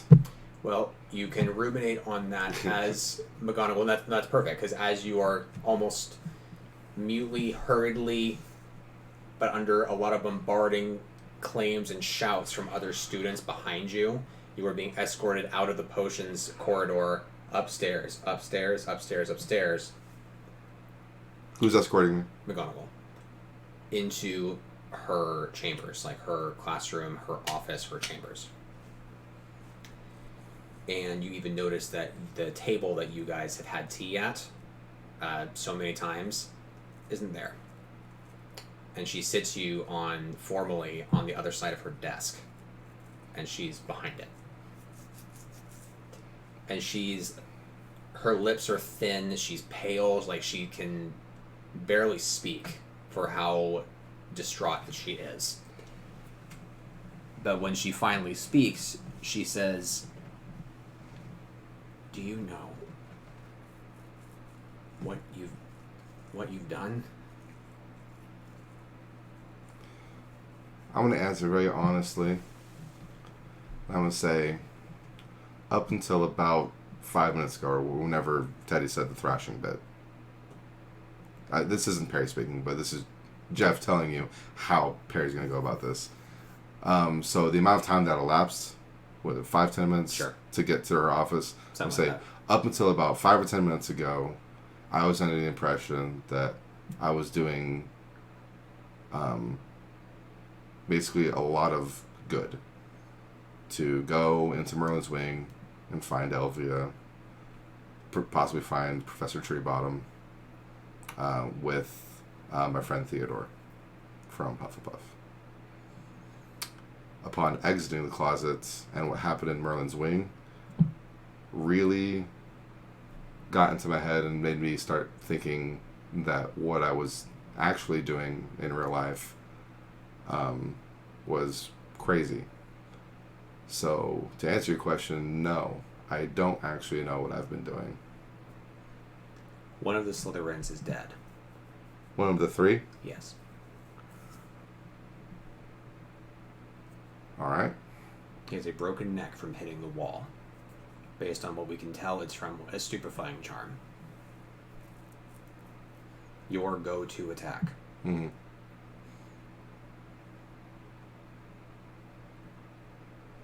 The Ministry's not going to protect you from some mental instability.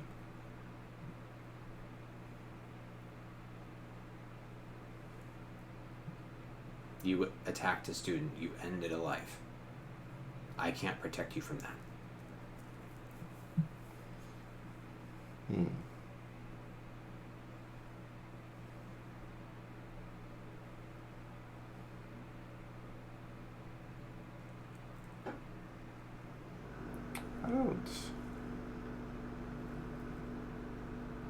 I don't actually believe that this is real life right now. Do you say that out loud? Yes. Whether you believe it or not, this is happening to you. Mm-hmm. Part of me actually believes that I'm still in Merlin's wing right now. She will shout, "There is no wing." Elvia did not disappear to a mysterious vanishing closet in the castle. You put her somewhere. Only you have that information because Connor could be dead any day. You have attacked over 5 Slytherins in the last month. And we have tried to protect you from your own actions. This is enough. This has gone way too far. And Dumbledore's kindness and protection is not going to extend to Azkaban, where you are going. And I cannot follow.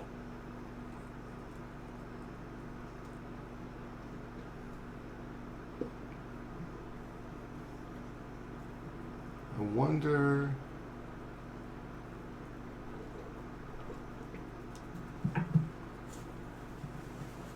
There's gotta be a missing little piece somewhere.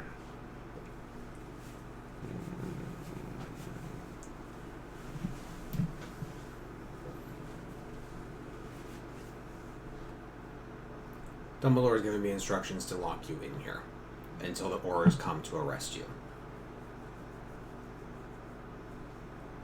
Okay. I accept my fate. Just know that I wasn't really of the right mind. We all know. If Poppy had been real,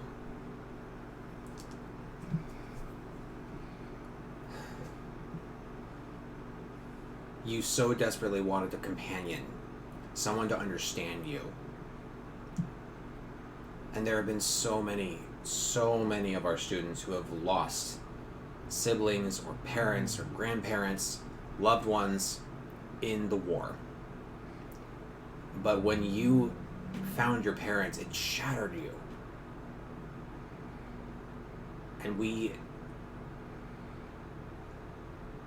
I think that it was probably a mistake to bring you back to Hogwarts, but we tried to put it all back together. And I'm sorry. I am truly sorry if this all happened because we pushed too hard for you to move on. She will rise from her desk and say, "The tartan cookies are open for you if you want them. Parting gift." And she will leave. You will hear the door close. You will then hear her classroom door close far on the other side, and that one loudly lock. That being said, you have her office and the classroom to your disposal.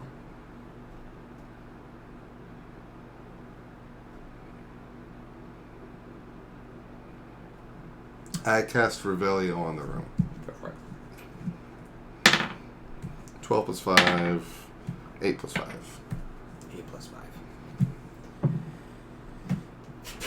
You cast Revelio, and you could just see that the room that you're in, you're so badly wanting to believe that all of this is not real. You're so badly wanting to believe that this is fake, that this isn't your fate, that how could you attack someone? How could you kill someone? How can Poppy be fake? That you are looking for clues. You are looking for proof that this isn't real.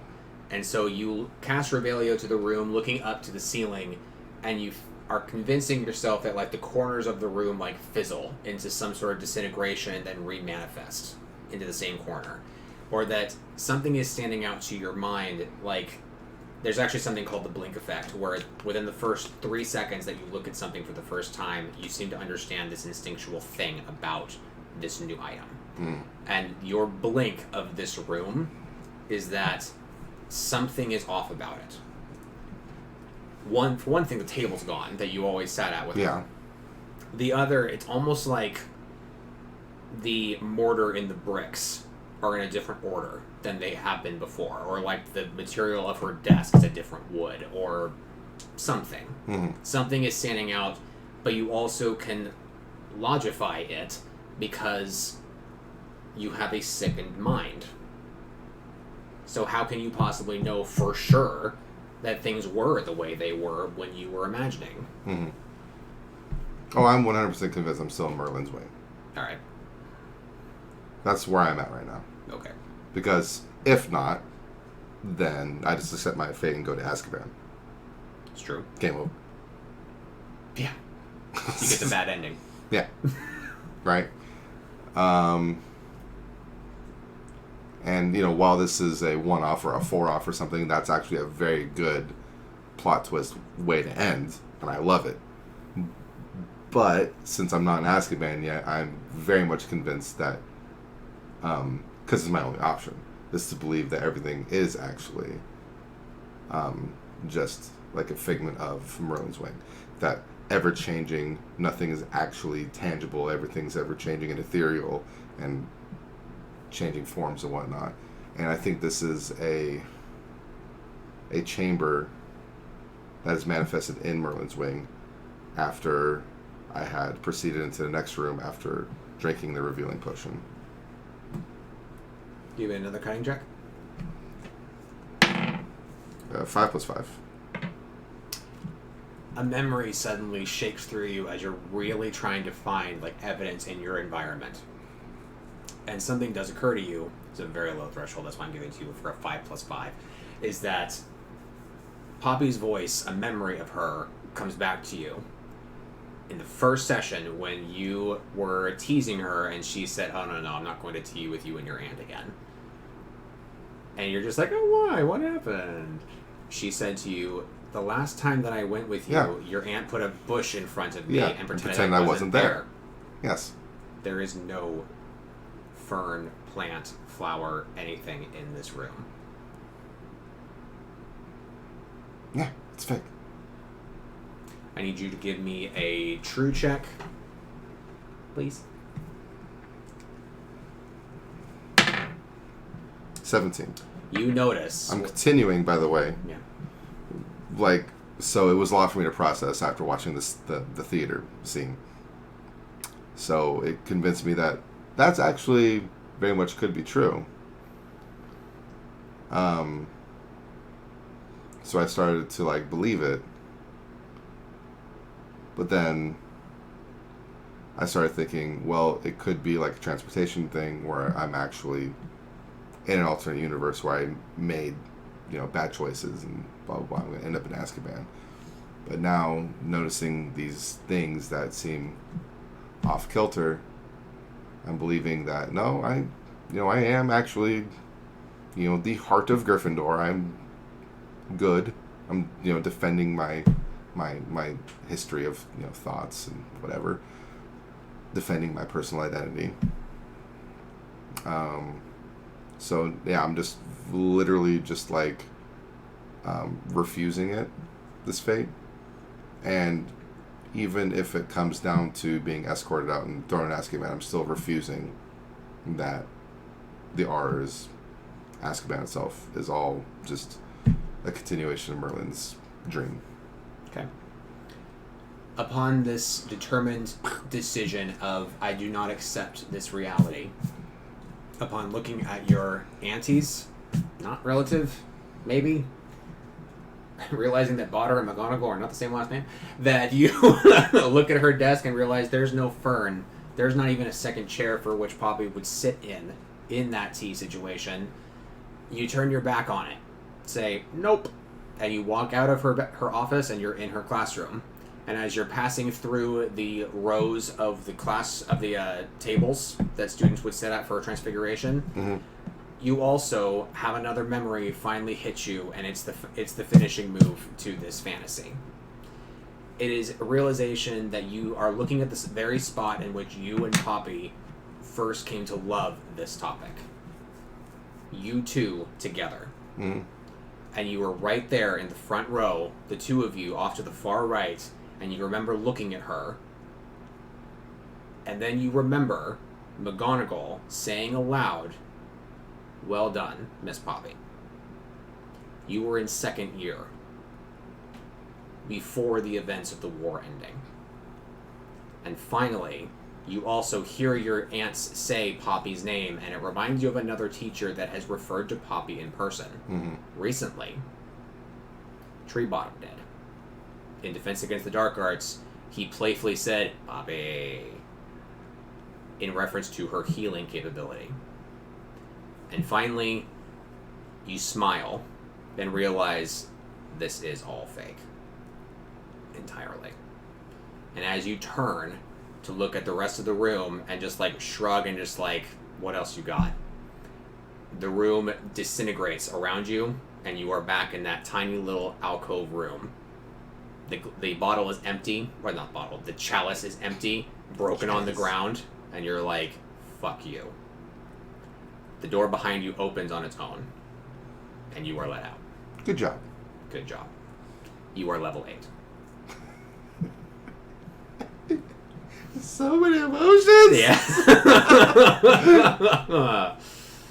God, no, I was literally like about to cry out of frustration. I'm sorry.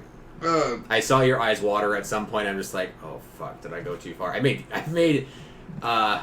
Katie cry and I made Jeff cry. Oh no. Oh no. Your Infinity Gauntlet's complete. Level 8. Alright, I'm gonna use the restroom real quick. My mind. Cameron can tell you just how thoroughly I thought of that whole encounter. Yeah. Yeah.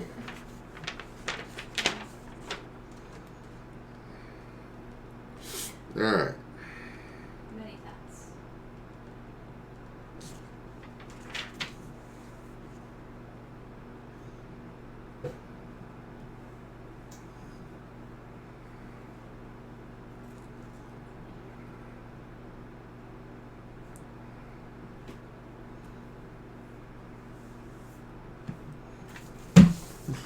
Oh, yeah, watch the pain. Sorry. No, you're good. I didn't. It just goes.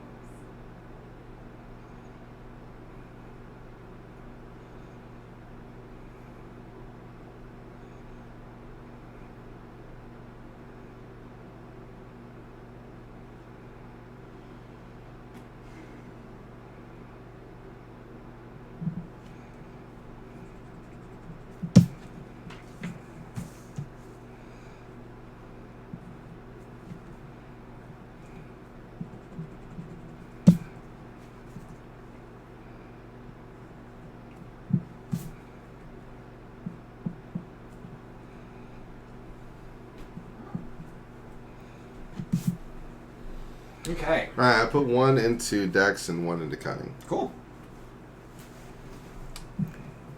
So what spell you gonna get? Don't know yet. Operate. Well, I've got 40 HP now. And 62 MP. This is my second favorite thing that you've done in a as a DM. Oh yeah, Like- this is like- wonderful. Like this event or this theme? The Like Harry Potter theme or? story that you're doing right now. Really? The ideas that you've had in this one, I think it's my second favorite. Even though I'm not even It's playing great. it. Really? It's great. Yeah, I'm thoroughly enjoying myself. Wow. Like this is like a full campaign's worth of content. It's just that I'm playing it solo, so it's going by quickly. I was able to really utilize this unique event with you alone, because if you had other party mates, it would be a lot harder to convince all of them that it was true. So the fact that it was just you alone made it perfect, because it was Solo all campaigns it was all a dream. do have that. Solo campaigns do have that I don't know Ability. bonus, Yeah. I guess, of it is way more personable Yeah. and customizable, and the deceit and these plot twists and stuff are so much more genuine and so much more manageable. Yeah. Yeah. Good stuff. Thank you. Um, I will say all of that hit me suddenly. I don't remember exactly what event happened, but I was walking Cody last night, 2 nights ago, and it all just hit me. Like, what if Jeff fails the test? There has to be a consequence, but what would that be? mm, And this hit me of what sort of trick could I try to put on him? And I really thought about what would be the most cruel thing to take away from him, and it would be the person that you're trying to find. yeah. And so it all just kind of spun, and I realized that I hit Elvia. Poppy's not real. Yeah. I'm a murderous Azkaban-worthy wizard. and you're anti-Slytherin because of all the war and Yeah. what happened to your family. Yeah. Yeah, it's literally all the things that I was trying to not be. Yeah, I did +1 dex, +1 cunning, +3/2, so I have 40 HP and 62 MP now. I'm going to recast Salvo Hexia on myself. It's still active.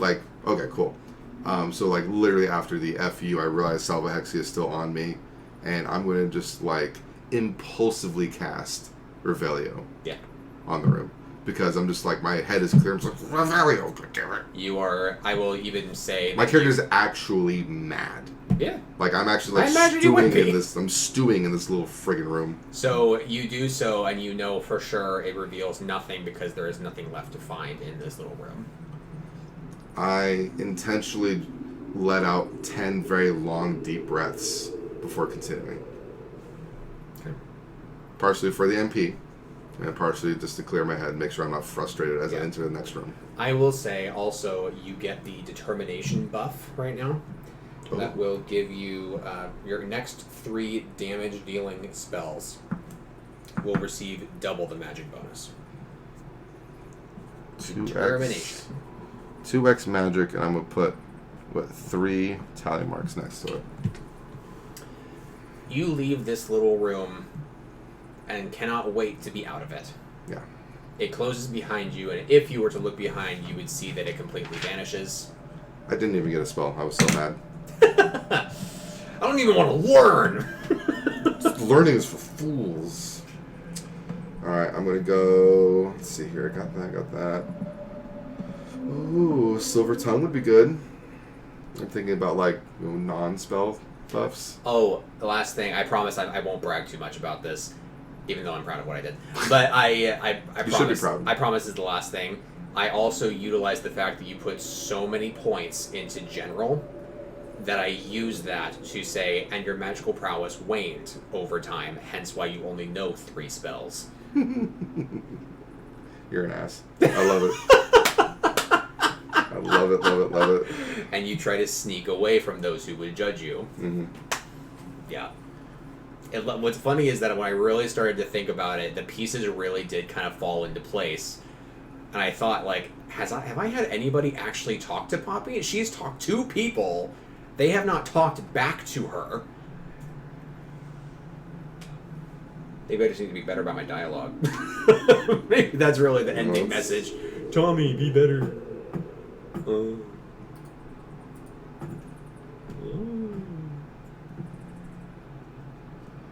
You know what?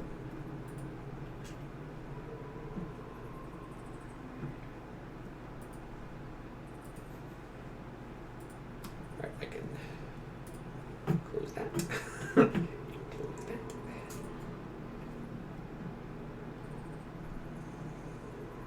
We're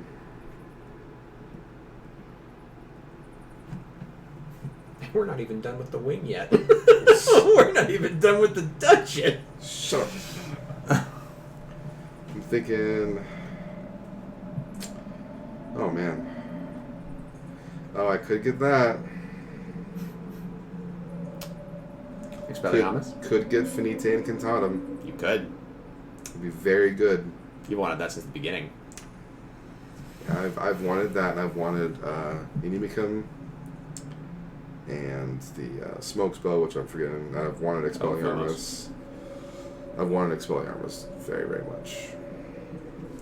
Right now, I'm thinking of Finite or Expelliarmus or the prerequisite to get the Smoke one. Where is that? There it is, Fumos. I need Kave and Inimicum for that. Yeah. Conjure Invisible Dome, Stealth Shield. It keeps living in his way. So it's an effective.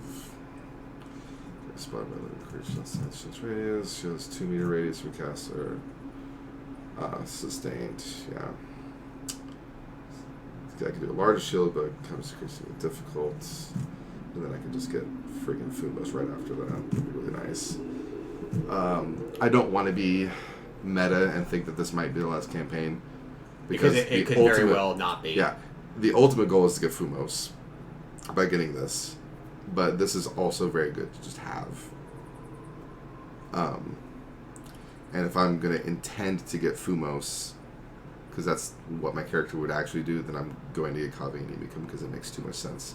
But that would put off getting Finite and Expelliarmus until like level 9 and 10. 10. Yeah. Yeah, it'd be 8 and 9 for Fumos. And then, level 10. 10 and there's 11. no master class in this game. Yeah, 10 and 11 would be Finite and Expelliarmus. So, sucks to suck, bro. But I think I have enough protective stuff already to where I don't really necessarily need to have Finite or Expelliarmus, although those would be super aces on my sleeve.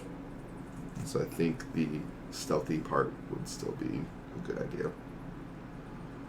I imagine I can't do that in battle. Kave and Inimicum? No, it's not. Yeah, it's Because an out-of-battle type deal. Yeah, I think there's a footnote that says if you are seen, it's neutralized. Is that right? Yeah, it says that shield becomes ineffective if the character is spotted by living creatures outside shield's radius. Yes. So it's like, I imagined it in battle, I would do it, and then they'd go, where'd you go? And then they would either spot me through like some type of a check, or they would just already know where I was because they see me cast the spell. Okay, so it is an out of combat type deal. But it's good because if I'm foreseeing being seen, then I can just throw that on myself, and I can have more than one sustain on me at once. So I'd have that and Self-X, yeah. Yeah.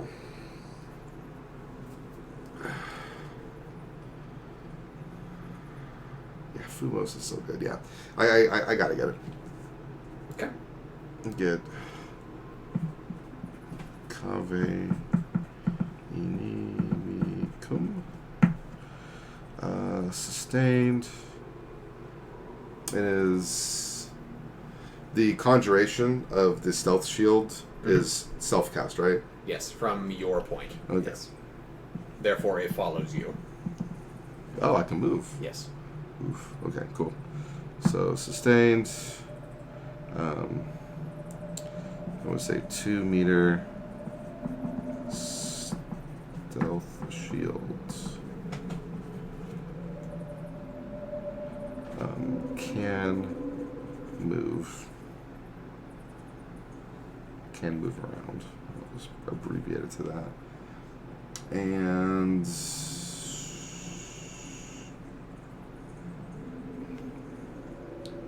move around. Shield is invisible. Can attempt for larger than 2 meters. 8 MP. Great. Yeah, that's spell point well spent, in my opinion. All right. Sorry, that was really long. That's fine. But So let's continue. I have one question for you, and then I have a couple more things to reveal as a result of what you went through. How dare you? One question: at what point did you realize, probably pretty early on, that the overall theme is that Poppy was never real? At what point did you realize that that's what I was going for? Was it at the point that like you put the scarf on yourself? Was it that you were walking past the bench into the hospital wing that she wasn't there? Oh, during the theater scene? Yeah. Okay, so I actually thought at first that these were all just different choices that my character made. Gotcha. So I always imagined Poppy was still there. It just that instead of wrapping the scarf around her, I just did it on myself because it was just like an alternate universe version of myself doing different things. Yep. So it was actually really late that you were going for Poppy was never real. It was like at the end of the Yeah, theater when I was blatantly where explaining. I was like, because it was so ingrained in my head, I was like, yeah, Poppy's real. Of course she's real. And then I was like, Poppy's not real. Okay, so she's figuring by my imagination, so that means I'm crazy. So by the end of it all those different choices and that resounding like I'm crazy being thrown in at the end, I was like, holy crap, I might be crazy. And like this whole like Merlin thing is just like not even real. And then like thrashing around the closet, Yeah. I was like, Yeah. I was just really, like, crap. I really enjoy hearing what your guys' intentions are with your characters, and then taking that and going, "That's pretty," and Nope. throwing that over my shoulder and making my own thing. Especially in like a world of magic where it's so feasible. At one point when I was doing like the thrashing in the closet or whatever, and then Teddy was keeping me in the closet. Yeah. I actually thought that I was under the Imperious Curse for a moment. Oh, And I was like, I didn't even think of that. I was like, and like Teddy's defense of like what the Slytherin's still on the ground. I was like, dude, Teddy might be the one casting Imperious on people, man. I was like, shit. Mm-hmm. Legit thought. Mm-hmm. I was like, this is a cover-up story for him Imperiousing me. You know? I did not even think of that venue, but that's really clever.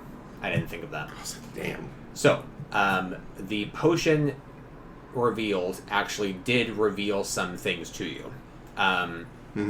So the potion itself is not a revealing memory potion, it's a distorting memory potion. However, with memory potions in canon, there's a very, very thin line when it comes to memory and truth. So the potion itself actually has essence of Jubbernol feathers. That little bluebird that you found earlier, the one that's completely silent until it dies, it's actually a key ingredient in memory potions. And the Jubbernol is actually a chaotic bird because of how it can actually cause harm to anyone who hears it die. So, in that essence, the potion was meant to be a torture device to anybody who failed the test.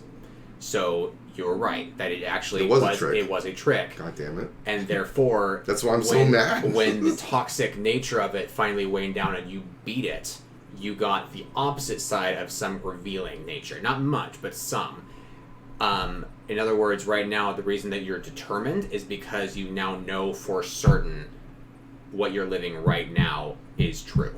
McGonagall is your aunt. Your parents are alive. Poppy is real. And you are in a very... I liked the little looking at my mom's portrait on the Comet 260. Yeah. I liked that. Thank you. That was a nice touch. That was the one part that I'm just like, shit, how am I going to explain that? The whole Christmas break. Yeah. Because you went to her family's house, and I'm like, how am I going to explain that? Yeah. So that's what I came up with. So I'm glad you like that. It's good. Oh, yeah, it's great. And so as a part of the revealing, you can actually, if you want to know right now, meta, you can know what the correct answers were through the test, or you cannot. You know, I would actually really like to know. Okay. Just for curiosity's sake. So, Slytherin.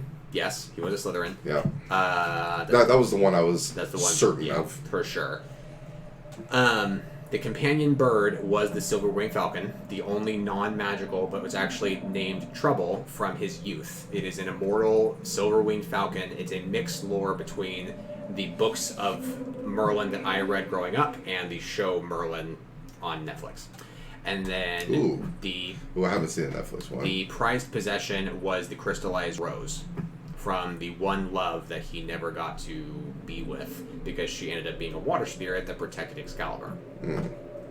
So not the pointed hat. Okay, yeah. But I remember him having shabby stuff. He does have shabby stuff. Yeah. So I was on the right track, but You were. not quite. And then the Scorpion was... I actually mixed the order. Scorpion was supposed to come next, but I forgot. Anyway, with the spears being thrown at the servant and you intervening, you were meant... Merlin actually attacked at that point and tried to fight him off because he did not know at that point that was Arthur. So you chose to apologize. The correct answer was attack.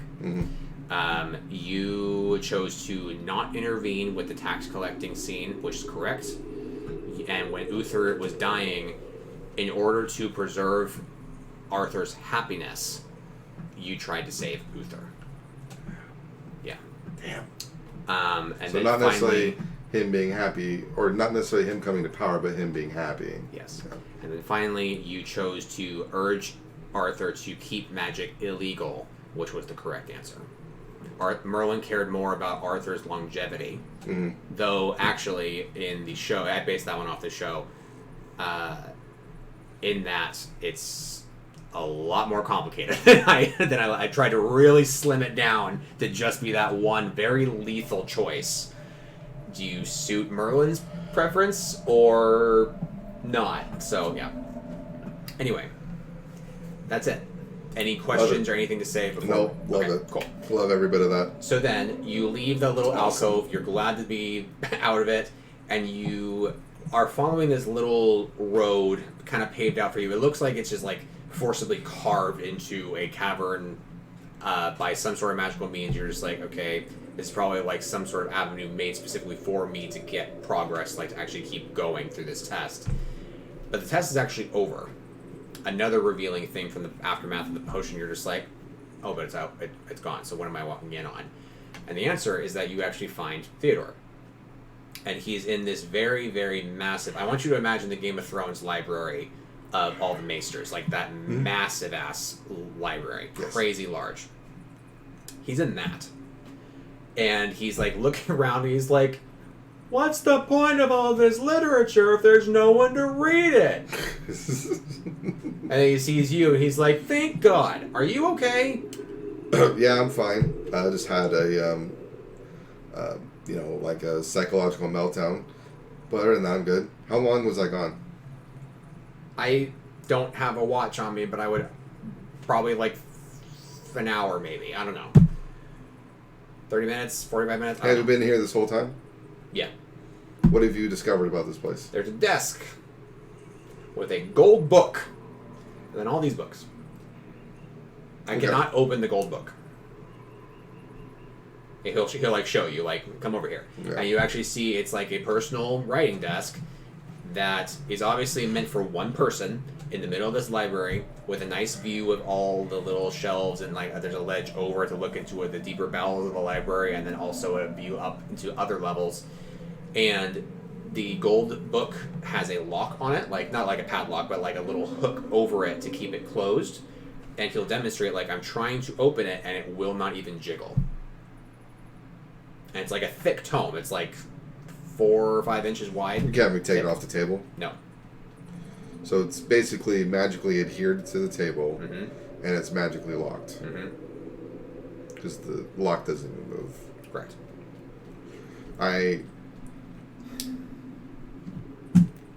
To no effect, I'm sure, attempts Alohomora on it. It opens. Sick. He looks down at it, looks over at you, and he's like, what the fuck? Well, bro, this is like year 2 stuff. I don't remember that stuff. What? Good. He like actually looks upset. He's like, I've been in here for an hour. I don't know. Okay, well, Mr. I can blast things with lightning. I know how to unlock things, okay? Okay, that's Fair trade. That's fair. We have our focus. I open it. Inside, you actually like feel tempted to like jump and close it back back to closed again and lock it and like leave it behind forever. Giant spider in there as well? No, it is a large, fleshy, beating heart. Ugh. Oh, He looks down at this it. sounds vaguely familiar. He looks down at it. He's like, have you ever read Edgar Allan Poe? I'm not personally familiar, nor would Perry be. There is a story called Telltale Heart. I'll tell it to you one day. Anyway, can we close the book now? No, I'm actually kind of curious why there's a beating heart in this book. You said he was insane. Yeah. And brilliant. What I do you cast want? Revelio on the heart. Give me a D20. You'll receive a +2 to magic on top of your certain bonus right now. Nat 20. Oh my god. First nat 20 of the Okay. night. And So- I feel like that was an important roll. That was very important, actually. The heart is a still beating human heart. You know that for sure. It matches the anatomy that you know of, and it looks fresh. It's not bleeding. The magic check reveals that the energy around it is something so dark that it escapes words. The overall impression is that it's either Merlin's heart or Arthur's heart. It doesn't really matter, but you know also for certain that this is some sort of pivotal part to getting past that dragon. And it occurs to you, I failed the test. But what if it smelled Merlin?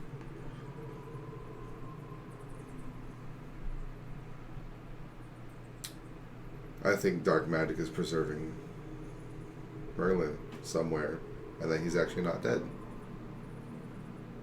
You think that there's a wizard out there that beat mortality? Yeah. Voldemort, sorry, he who must not be named could not even do that. You sure about that? How do you know? Okay, fair, but I mean, he's dead now. Yeah. From a baby. Yeah. I hope to meet him one day. Anyway, I hope so too. um, Hope he's a Gryffindor. dude, he's gonna be a Slytherin. If he's so powerful that he beat the Dark Lord, he's gonna be the next Dark Lord. Well, let's hope not. Yeah. Anyway, what do you think this is? Do you think we like stab it? Do you think we have to kill Nope. her? I don't want to stab this. Okay. He looks like really spirited. Then you're just like, no. He's like, all right. I think this is... You do that. You might see a heart, but I see a key. Are your eyes all right? Oh, yeah. I'm just really starting to think outside the box since what happened earlier. It's in a book. It's an expression. Oh. Daily. All right. Yeah. I go off on a little tangent and I quickly try to explain what happened when I drank the potion in the other room. He will listen quite avidly, and actually you will notice that as you tell him this story, he actually starts to calm down.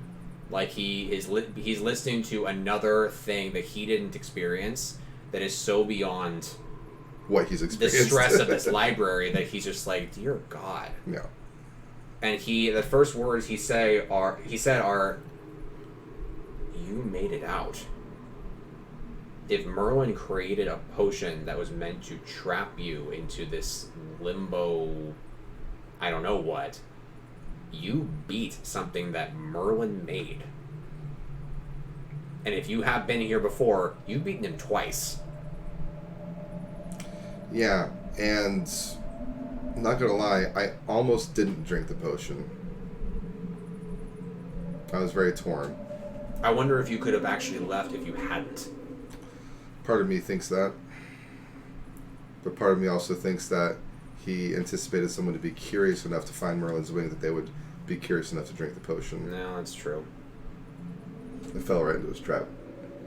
But You made it out. we can walk past this trap with this heart, I think. Are there any exits to this room? Yeah, there's a really heavy looking door over there, but it probably leads to just like a staircase to another level. Maybe. Anything else of note in here? No, a lot of these books don't even have like legible writing. Like they're either burnt or really torn up, or they are in runes that I don't even recognize. He's taken runes too, and he doesn't recognize anything. I think honestly, it's like having a dream and having a faceless crowd around you. Like they're not actually important, which just feeds into the idea that this is all. Am I able to pick the book up? Yes. I pick it up without closing it. He's like, oh, look at that. You can move it. You're the chosen librarian. Thanks.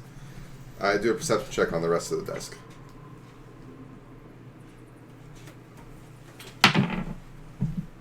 Ooh. You do not notice anything else worth your time. You're like, ooh, an inkwell. You knock it over. Blood comes out. Drink that. Shit! Yeah, I think that blood magic was used to preserve this heart. And I don't even want to think about how much blood it required to keep Merlin's heart beating. Or King Arthur's, for that matter. I wonder if he actually has to kill people in order to do that. A life for a life? Yeah. That sounds blood magic-y. All right. Yeah. It sounds something that he who must not be named would do. I don't even want to give that any more thought. You ready to go? Go on? Yeah, let's do this. Let's find Poppy. One person per door, bud. I'm going to say that you even, like, feel a bit warm inside. You're just like, someone else talked about Poppy. Yeah. Thank God. Yeah. Poppy's real, right? Like, you can describe her. Like, she's, like... you're, like She's brushing... got, like, the blonde pigtails and, like, the glasses and, like, the red lipstick and the very voluptuous outfit that she... I mean... She's normally in Gryffindor attire. He's like, yes. I promise you this is real.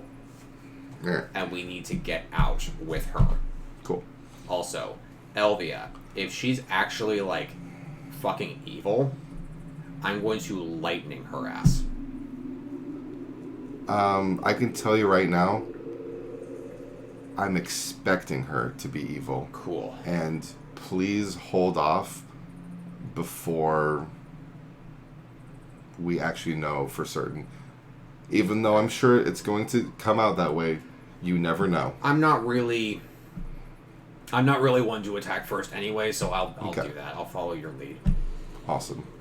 Okay. I push the door open. Door. You guys emerge into a hall of light. And you just keep walking, and he's like, I was so sure this was stairs. Okay, that's fine. And you guys keep walking, and it's like the heart is speaking to you, maybe the book is speaking to you, maybe the room is, but you can see an archway leading back towards the Red Dragon at the very end. Oh, okay. And So as the Red Dragon's visible right now? Yes, and as you proceed, maybe you're rushed, maybe not, but you know that it's right there, you have the heart, you hear, it's either the echo or the real Merlin speak. I am a library, a university of knowledge. And yet, with all of my knowledge, I cannot undo what has been done. I cannot persuade Arthur to make the right choice any more than I can bring back the dead. All I have is my lonely heart and my isolation, where I wait for the inevitable time where I am called again. If Arthur does return, and I truly hope he does, then I will be there. I will be the first at his side. Until then, I wait, and try to live with the guilt and the damage that I have wrought on the world. And on that last word, your foot steps onto the hard stone of the very starting room, and the Hall of Light vanishes behind you. Is the dragon still sleeping? Theodore says, you heard that, right? Yeah.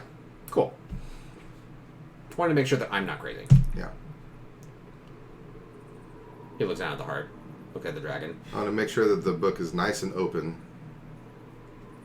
And I'm directing the scent to waft toward the dragon.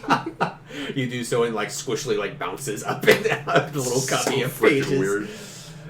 You do this unnecessarily because the dragon will open its eye again, and see the heart sniff the air and then rise like an old man, like out of a rocking chair, like very creaky and like, ugh. And then slowly saunter along the edge of the room and then take up a new place deliberately behind all of you and return to sleep. Behind him... It's such a good visual. It's just like, fine. God, you suck. You see another room, and you know instantly from just looking at this limited entrance that it is the same room the golem was sitting in. I was just about to guess that. Alright. I walk forward and I tell him, don't be startled about the giant golem. Did I tell you about that yet? Yes. Okay, cool. You enter, and the lighting is definitely different in here. When before you had a view of like the outside and it was sunny, everything was white and very clean, and there was Connor and Elvia and the golem sitting. It's dark here because now it's nighttime and it's raining outside, and so it's very dark in here, and all the torches are out. I'm gonna talk to him from the corner of my mouth like, hey, remember that lightning spell, Babilius? Yeah. If the golem awakens, it's mechanical. So use it on the golem. Oh, like in Pokemon. No, I just mean like in mechanical things in general. I don't understand your accent. No. Nuggle Studies has taught me that electricity could override circuitry. Wow, and everybody says that's a really waste of time elective. Alright, I'm with you. Cool. Cool. You guys proceed into the room. Oh, yeah. It's super dark. To the point where okay. I make my presence known. Yeah. Cool. You cast Lumos. He does not. And he like steps a few steps like away from you, not looking at you at all, but like looking around, trying to like open your guys' field of like dominating the room. I like this guy even more. And he keeps his wand like pointed deliberately away from you. I'm really trying to clarify like he is not harming like I turn on you or anything like that. He's very much like trying to examine where you are not looking. I forgot to mention, as soon as you pass the threshold, the book and the heart disappear. Like they are no longer part of this part of the wing, therefore it stops existing. I actually had an idea that before we left I was going to actually destroy the heart. Missed opportunities. But I mean, if it was just going to vanish anyway, then. So, you proceed forward. And you approach where the golem was. The two staircases leading up to that little U where it laid. And you are searching. Searching, and you're just like, damn, this room is a lot bigger than I remember. And you hear no one speak. No one interrupt you. No one speak out. No spell being shouted at you.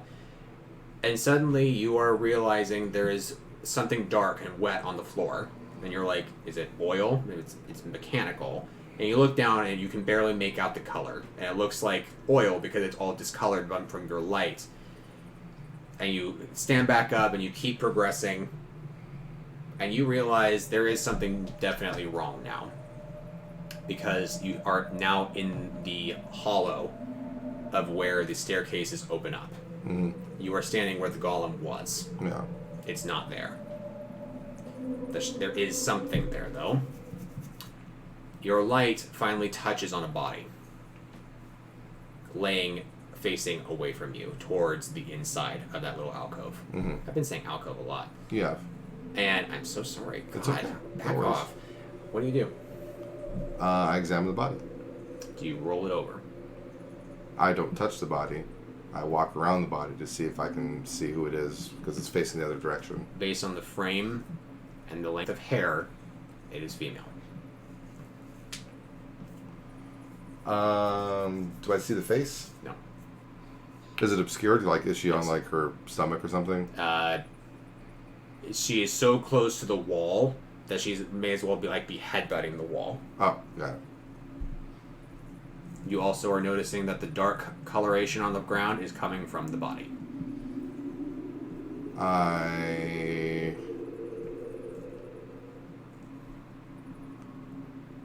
What is the body wearing? Hogwarts robes.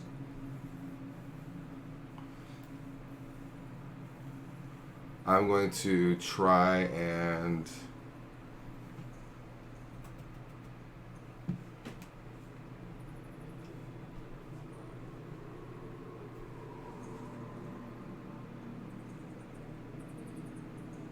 What's Teddy doing right now? He is around the opposite side of the right staircase, looking along that side. He is now lit Lumos.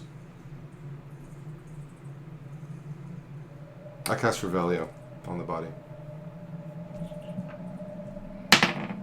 15 plus 5. And 13 plus 5. Did you increase defense or dex? Sorry. 15 plus 6 and 13 plus 5. So 21 and 18. You reveal no secret. This is not a trick. Whatever is here is truly here. I'm going to try and beckon the woman awake. So she does not move. I roll her over. You grab her shoulder, roll her onto her back, and you are alarmed at how pale and very dead Elviet is. That's a plot twist. Her throat is completely gaping. I let out a very audible, like, ugh. And then I'm Theodore's just- like, what? And then I'm just really sad, like. I started thinking about when she was talking to me about her wanting to enact vengeance on the dark wizards of the world and her loss. And I have like a full few seconds before I turn to Teddy and I'm like, Elvia's gone. He, by this time, because you were silent, he will have rounded the stairs and seen, and he will see the same thing that you've seen. He's like, yeah. But I thought you said that she was using the golem, but Yeah, there's no coming back from that kind of wound. She was intending to use the golem. I don't know how successful she was, considering that we fought shortly after and then I had to save Connor's life.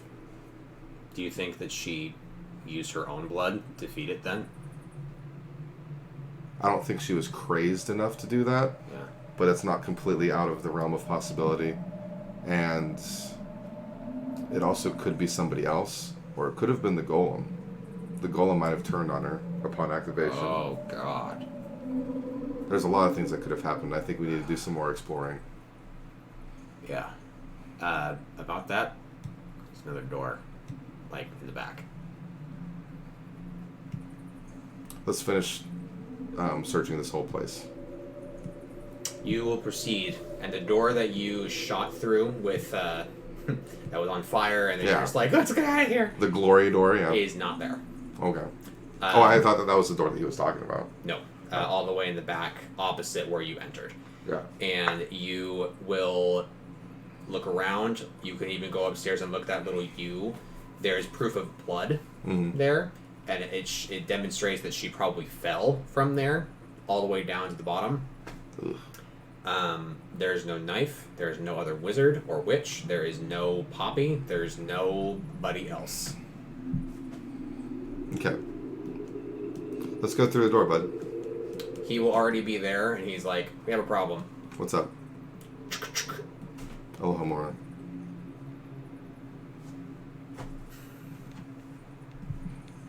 Restore 6 MP for Revelio, please, since you were searching. Because you already took Revelio magic MP away, right? I didn't because we were out of combat. Oh, that's fair. You can keep it. You can keep it. Thanks. This time. Thanks. You cast Aloha Mora, and even if you fail, you would try again. Even if you fail, you would try again. Even if you would fail, you'd be like, Teddy, just kick it down. Teddy kicks it down. And with his 0 strength, he'll manage to kick it down. And then you'll be like, just kidding, Aloha Mora. And it opens, and you are at the top of one of the 3 tallest towers. Sorry, 4, because the 3 towers are Astronomy, Gryffindor, Ravenclaw. You are at the top of the 4th tallest tower at Hogwarts. Okay. And the golem is out here. You are officially out of the Wing of Merlin. The golem is now leaning up against, I will say, a pillar, because Is this? I'm sorry. Is this tower set up? Is it like a like a parapet. Yeah, let me kind of let me try opening. to. I'm not sure what a parapet is, honestly, but I'm going to decide to say it's kind of like a gazebo type of outside with like Okay. pillars coming down Okay, into a yeah. circular base. That's what it is. Okay, you are in the middle of that, In the middle. or you will have emerged onto that sort of platform. Pillars everywhere. There's a domed ceiling on a roof. So the covering it. door was actually a physical door that led us into the room. It's not like we magically appeared in the middle of this place. No, it is a door. And then when it closes behind you, you'll realize where you are. Astronomy sometimes came here during some nights because it got better views of Saturn. So you're Okay. just like, oh, this was like the secondary astronomy area, okay? Yeah. And you also therefore know instantly where you are in the castle in respect of like if you go down these stairs, I'll be blah blah blah. Yeah. So you're just like, cool, I know where I actually am. That's good. Opposite you is the golem, and it is still sitting. And at its feet is the very much bleeding out, dying form of Professor Treebottom. Is he moving? Yeah. Is he like basically gasping for air, begging for help? Yeah. Not begging for help, but he is gasping for air. Really quick, this is just like a passive kind of like perception check. Before I rush to Tree Bottom, is there anything else I should be wary of? The Like, am I parapet running does not, past anybody else, or is not there that any you other? can see. There's nobody else. No other figures. It is nighttime. There is actually lightning coming down in some spots off in the distance. Dark, rain. My Lumos is still active. Lumos is still active. The floor is wet. The golem looks, shall we say, further along than it was before. Almost finished, shall we say. And slightly glowing, a gold-red color. And you will need to give me a cunning check for finer detail. Yeah, 3 + 6. You will not notice something. And there's something else I was going to say. Oh, yeah. Last thing is that the parapet, as you say, does not have barricading walls, keeping people safe away Yeah. from the edge. It is Yeah. an open fall. Mm-hmm. And so the fact that it is resting against one of the pillars holding up the roof is deliberate, like to keep it safe, out of thought, out of mind, out of harm, yada yada yada. What, So the golem? the golem, and he is resting like on the golem's like foot. Okay. Your move, So the golem is pushed up against like the balcony. Yeah, like to the that. point where he's holding up the roof of this place. no, Or is there a pillar behind him? there's a pillar behind him. Okay, and Tree Bottom's resting up against his foot. I'm going to. This was what I originally intended to do, but since there's nothing else I noticed for the most part except for the glowing golem, I rushed to Tree Bottom's aid. Okay, dex check. 11 + 6 for 17, and as I'm rushing over there, I just naturally call out for Poppy just because it's like instinctive. You run, you call for Poppy, you lose sight of Theodore because he's now behind you. Yeah. And as you approach Tree Bottom, he's coughing and he's waving at you like this, awkwardly, like in sort I of. try to make out his gesture of what he means by It it. is a no, stop gesture. Okay, I back up. He will say barely loud enough. It's too late, kid. Then he dies Yeah. I have a moment, a full couple seconds of moment of silence as I'm backing up, and I'm just feeling for him. I look over my left and see if Teddy's still there. He's not. I call out to him. You feel something brush up on your right side. I try to make more notice of what's around me in the room. You notice that he's right there on your right side, and he's looking stricken down at Tree Bottom's. I'm startled, literally startled, as he's right there next to me, and I go, "Oh, jeez," scared the. Anyway. Scared me to death. Yeah, Oh shit. Yeah, too soon. I say, unfortunately, it looks like we were a little bit too late. Yeah. Do I believe that we're actually in Hogwarts and Yes. it's not Merlin's Ring anymore? Correct. I'm going to ask Teddy. Do you know any messaging spells? Messaging spells? Yeah, No. like calling for aid. No. Damn. I Carrie, will. What? Did it look like this when you first saw it? No. This is a new thing with the glowing and whatnot. Yeah. It needs blood, right? Yeah. Tree Bottom's bleeding into its ankle. I'm gonna move over to Tree Bottom and kind of like roll him off of his foot. You will move him, sure enough, like off, and you will notice just how light the professor's body is. And That's a very realistic detail you just added, and I hate you for it. And you drop But love him. You drop him, and notice, sure enough, there's like a pool left over from where he was, and it's all like sliding into like a little slot or like a crease in the ankle joint. And you back up, and you're like, you are getting the overall impression that this thing might be like, are you close? This thing might be really close to being done. The egg is almost done cooking. I'm gonna inform Teddy that we need to get out of here. And do what? Like, get... We need aid. We need professors. Okay, alright. So the normal way that we would normally leave the secondary astronomy place. Yes. I'm gonna beckon that he follows me, and I'm just gonna like run from this thing. Okay. I'm not gonna be fighting an ancient blood golem construct. It has not moved. Okay, cool. Hold on. But I'm not looking to start anything.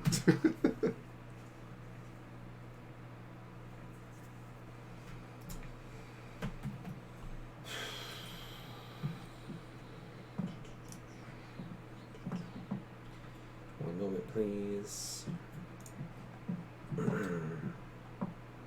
You turn your back on the golem, and you are rushing as safely as you can because the ground is very slick. Yeah. And you are rushing towards the door. Theodore reaches there first, and he opens it, and there is actually stairs descending down into the castle. You're in the silence of your own head. In your own head, you're like, "Oh, thank God."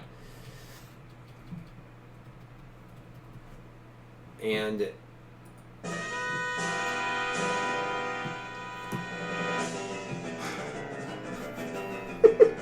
Wrong campaign, Tommy.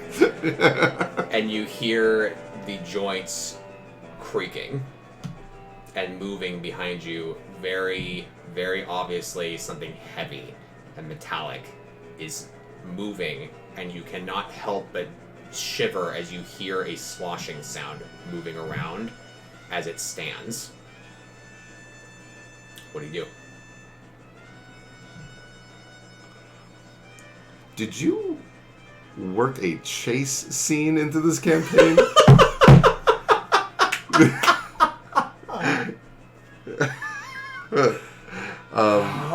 This is like a horror movie. Legitimately, like thundering crashing down. Everything's wet. Everything's dark. Big foreboding glowing creature made of blood. Or powered by blood. That's crazy. Do I know of any professors' classes or any classrooms or dormitories along the way? You know that you will be in a busy fork in the road where a lot of students would go to get into different classrooms, but based on the light out here, it's probably approaching dinner time, if not already dinner time. Oh, Meaning everyone's that in you the would great have hall. to, yes.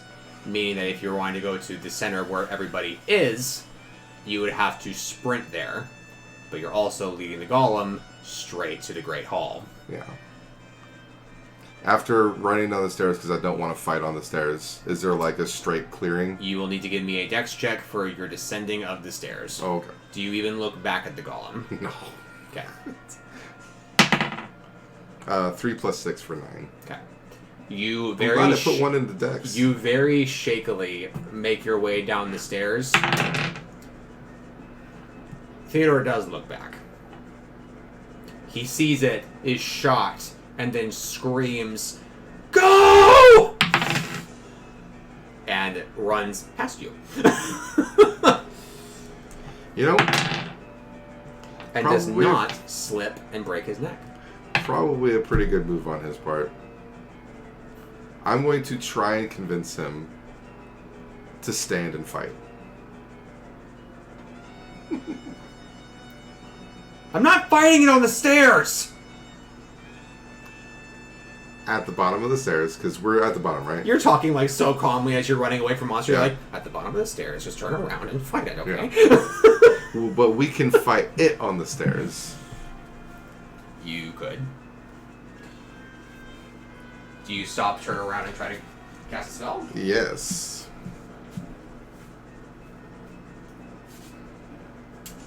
What do you cast?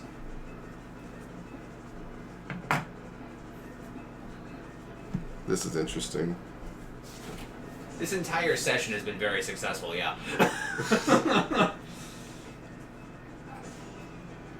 I'm gonna have a mixed drink. Do you want one? Not a mixed drink, but a drink would be fine.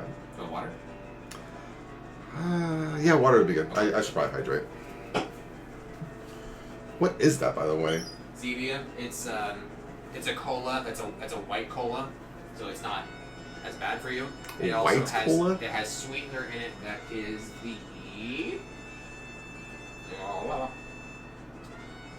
it's stevia extract. Oh, okay, It's that makes actually sense. it's pretty good. It's stevia cola. Yep. Get it. Got it. Oh, boy. Remember when Diet Coke came out with a Splenda version? Yeah. It was okay. No, it wasn't. Dude, anything beats Coca-Cola Black. Did you ever have that? No. It was coffee Coke. It was awful. one of the worst things I've ever put in my mouth. It was terrible. That sounds terrible, And I've geez. eaten ass. Okay. Actually, I like that. But anyway, go on. Markiplier would be very proud. I saw that. I'm just like, he gets it. He gets it. Alright, so I was really hoping that I would have something to like knock the golem over with so he'd fall down the stairs. But I don't think I do. Nope. I am going to turn around. I'm going to cast Stupefy non-verbally, and then as a minor action, try to implore Teddy to use Babilius on it. And at the same time, that is a complete guess on my part because it's it's How powered. could you know that? Yeah, it's powered by blood, so I don't know if it's gonna work like a normal machine would. Oh, can we switch over? Thank you. So I don't know if it's gonna be powered by blood or powered by electricity, which is powered by blood. I don't know. I don't even fucking know. But Totally get it. yeah, non-verbal,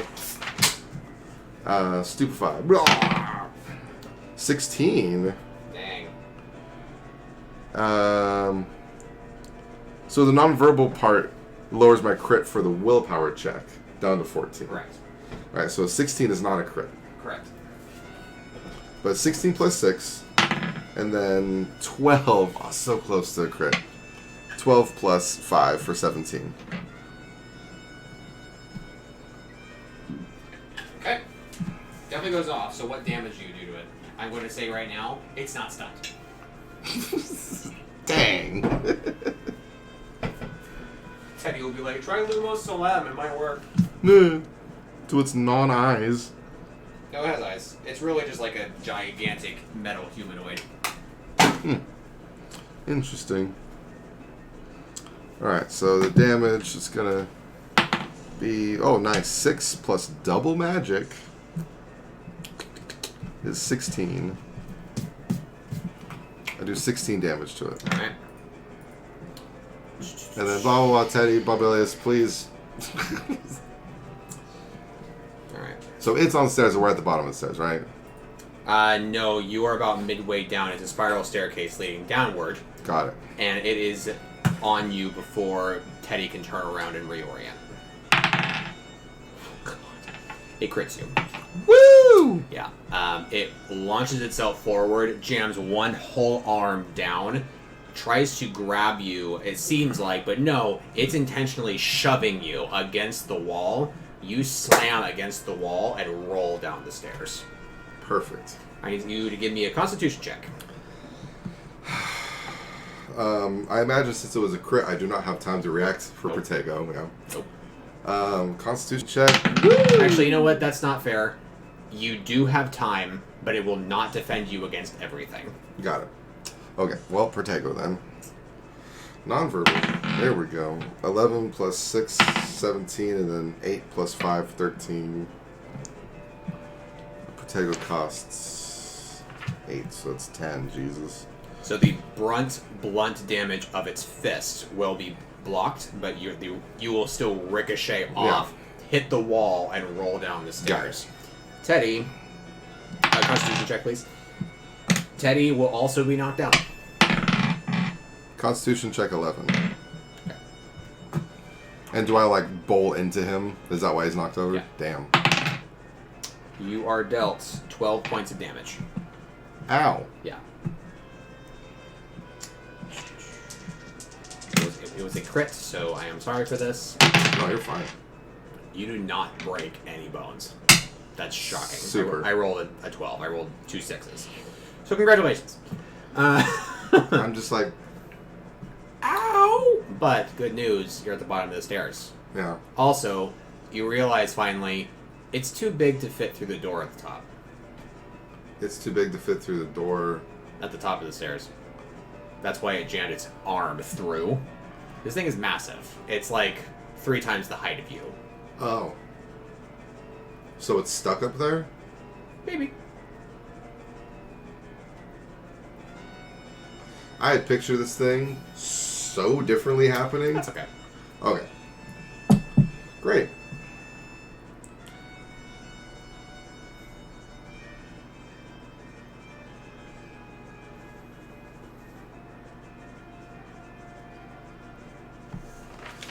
I've got some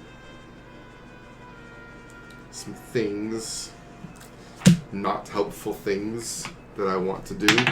I'm going to... So if it cannot fit through the archway, it's going to be stuck for a while, hopefully, or just crumple down through the archway if it's that strong.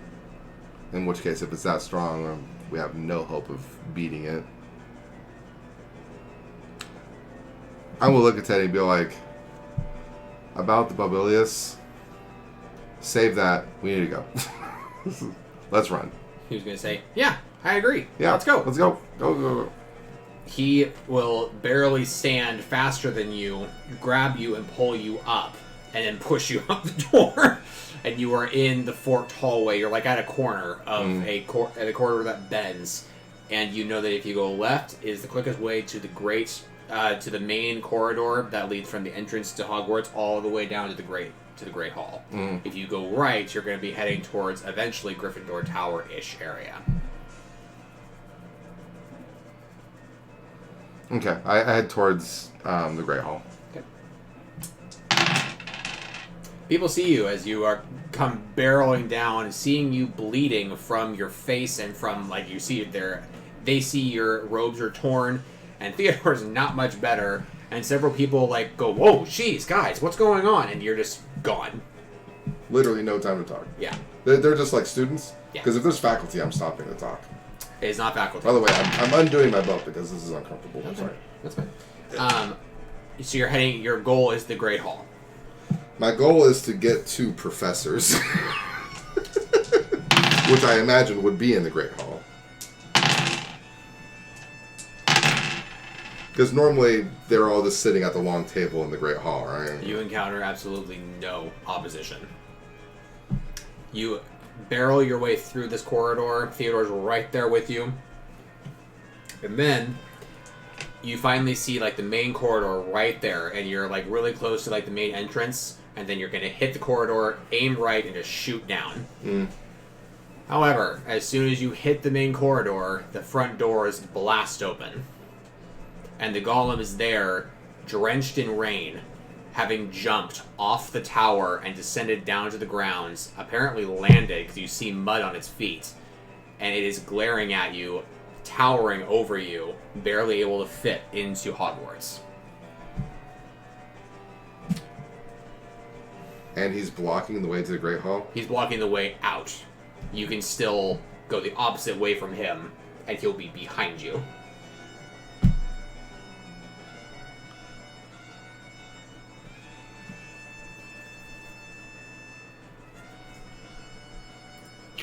I am going to...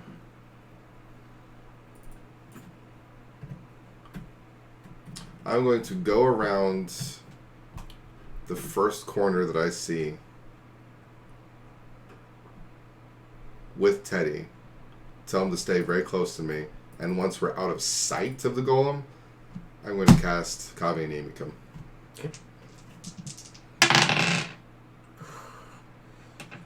It will see you on sight, like, instantly. Like, it knows you're right there. Damn. I go, well, so much for that spell. Oh, you didn't cast it. Like, you just know. Oh. Like, it's like, here's the plan. And Theodore's like, It's still Mary! looking at us. Okay. Alright, keep running. We run in the opposite direction. You grab him and say, keep running, and then let go and just start booking it. He starts moving away too, and as it steps into the hall, you will hear him shout, Bobilius. Yeah, it lands.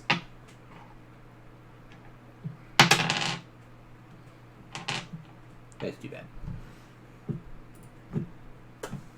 He deals a collective 8 damage. Perfect.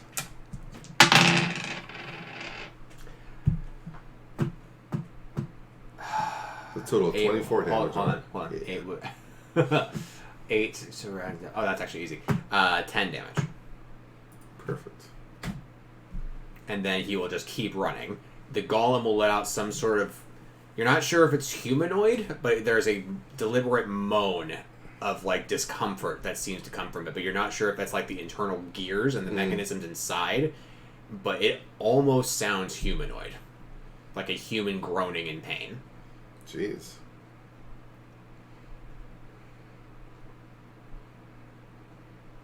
I wonder if one of the students is, like, piloting it like a freaking Gundam.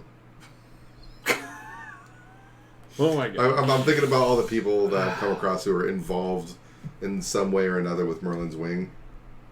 I'm like, well, Connor's accounted for. Give me a dex check, please, to see how far you go. Okay. 17 plus 6. You are literally running for your life. And Theodore is right with you, and you actually run faster than you're thinking, like, I can actually outrun this thing, because it actually lingers, like, a bit behind you as it's staggered from the lightning. Mm-hmm. And you can still hear it, like, clambering through, but you also know it's, like, bending over to fit under the hall's ceiling. Mm-hmm. So you're running. Cunning check. Cunning check, 3 plus 6, 9. You are not aware that you are about to run into somebody. Theodore, luckily, grabs both of your shoulders and, like, does, like, a fancy spin move to get you out of the way. You'll need to get me a dex check to see if you catch yourself. 8 plus 6, 14. You catch yourself barely, but as a result, both of you are, like, standing, grabbing each other, like, oh god. Yeah. You're right? Perry? Who am I talking to? This is not Perry talking, but this is Jeff. You, like, move yes? Theodore. You move Theodore's head Yes. aside. Ooh, and what? just behind you, Poppy's standing there. Oh my god, Poppy, this is the worst timing. Run for your life. What do you mean? Where have you been? Do you not hear the gigantic clamoring of a blood golem? It's just the lightning. Oh, shit! I try to keep going. You are an easy 20 meters away from the Great Hall. Its doors are open. And from this vantage point, Shouting. you are shouting. I do like the When wand you- thing where I like project my voice like, That actually is a spell in the game. It is. Unfortunately, you don't. I don't own have it. Yeah. So, I asked Teddy if he could do it because he's a captain on. no, he does not know it. Dang it. But he is running for the Great Hall, waving his hands, saying, Dumbledore! Dumbledore! Dumbledore? Dumbledore! Dumbledore? Hold the door! All of these Hold doors the are door. double doors. Hold the Why door. is someone saying Dumbledore in that way? Albus! Oh, that's Oh, me. jeez. That's when you know something's real. Yeah, we're sprinting into the Great Hall, and I'm leading Poppy like with me because obviously she'd be running with me because she's running away. Poppy is screaming, "What is that thing? Is that the golem? I can't believe this. Why did you lead it here? There's a bunch of first years here." I know, but there's also a bunch of teachers here. Good point. She I'm will then screaming Albus, Auntie, Snape, Flitwick, everybody, all the names. Like emergency, urgent. Snape's not there. Dumbledore's not there. McGonagall's there. Of course McGonagall's there. McGonagall will see stand up tall, be stunned, and as other students are like standing to get a better view, some kids start running, some kids start crying, some kids grab their wands. You're just like Yes. Duelist Club. Yeah. And Hey. the golem makes it to the doors about 3 seconds after you do, meaning it's right effing behind you. Yeah. What is your action? Get a turn and start casting. I'm going to do a nonverbal stupefy.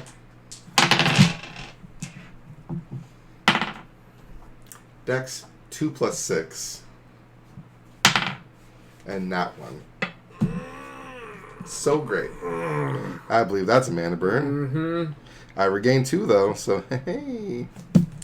I imagine running for my life would not restore any MP either. It will not.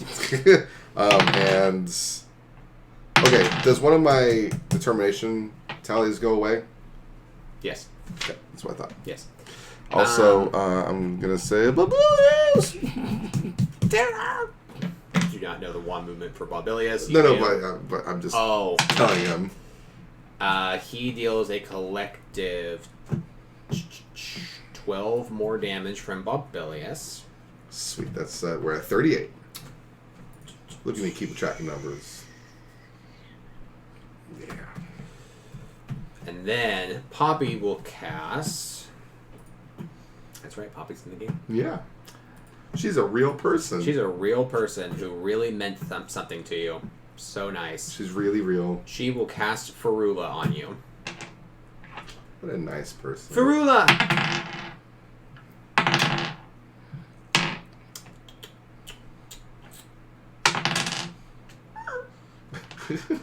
She will heal you for 14. God, I love you. Then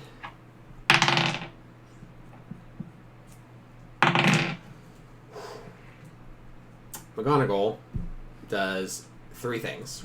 She very quickly shouts, "Students, flee!" And then she does a sweeping motion that very quickly shuts both doors right in its face. Like lightning shoots, then doors, and you're just like, that's not going to hold. And then she casts a very, very slow, concentrated, and somber movement that you may recognize from the 8th movie that she'll say, Prior Totem Locomotor. Oh, I remember that. And you can practically feel the shaking of the castle under you, and you don't... Perry does not know what is happening. But you're I just know like, what's happening. Auntie has a good idea. What did you do? Other students. Start planning your next move. Ooh. Ooh. Ooh. Ooh. Damn. every other house seems to like hesitate and wait, but also like gear up Yeah. and ready themselves. I'm gonna say first, second, and third years are probably like running the most, and there's like some age groups that are all running, or a few of them that are all running. But I'm gonna say the Ravenclaws are showing the most cowardice. But like Gryffindors are just like, not in my school. Slytherins are just like, well, they're not gonna get all the glory. Hufflepuffs are just like, Theodore. And the Ravenclaws are just like, we're not part of this fight. And the Ravenclaws are trying to run out the staff door. So there's a collective. Thank you. There's a collective. That number of people all aiming to attack back. Because sure enough, the doors come flying off the hinges. Reverse. As it grabs through, bends, and then throws it back. And stands terrifying. tall in the Great Hall. And you're like, what do you do? While basically just backtracking, I'm just gonna be like flying spells at us. I'm gonna be like backing deeper and deeper into the Great Hall. Woo! Go for it. This is gonna be another nat 1 probably, but non-verbal stupefy. Well, actually, you know what? This would probably be the best time to use it. Yeah. I do Lumos Solem. Non-verbal. Because if it crits, that'd be awesome. What is that? I keep forgetting. 5 MP plus... Okay, so I recover 2 markers in my turn. So it's going to be 7. So my 32 minus 7. Okay, so 25.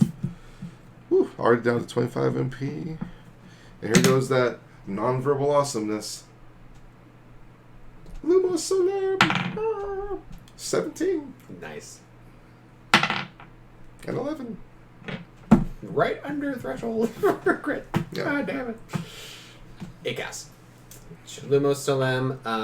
Give me... It's a focus beam, so it's not going to blind everyone, Give right? me a... Yeah. Give me another magic check, please. Will this check be doubled? No. 15 plus 5. Wow.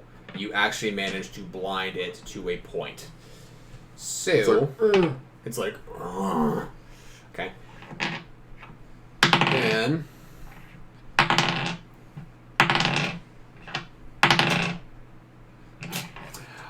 a lot of the younger students and Hufflepuffs end up doing like nothing. But a lot of the Gryffindors are just like, violence! And Slytherins are like, we're better at this! And they do a collective... I just imagine like a bunch of like flipendo and stupefy spells just kind of like bouncing off of them. Yeah. A lot of the spells do ricochet off, but they do a collective damage. Damage that I'm not able to discern. And then Theodore will look back at you and he's like, keep going, Yeah. Mobilius! Crit again like you did on the Scorpion. That'd be great. Not a crit, unfortunately. But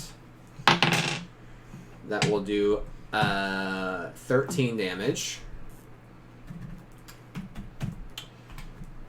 And then you will look over at Poppy for a minor action, I'll say. A collective, like, as you're moving back, and you're just like, Poppy. She All right. is, like, moving very slowly back, and she's very much concentrating, like, with her other hand to, like, kind of help her remain focused. And she's aiming past the creature. But you can't quite tell what she's aiming at. But she's not speaking, as she's, like, really concentrating. Your turn. Oh, wait, no, sorry. It's turn. Sorry.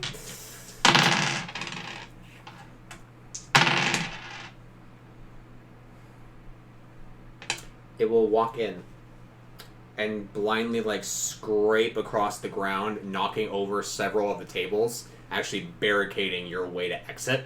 Mm-hmm. As a result, grab another bench and just chuck it.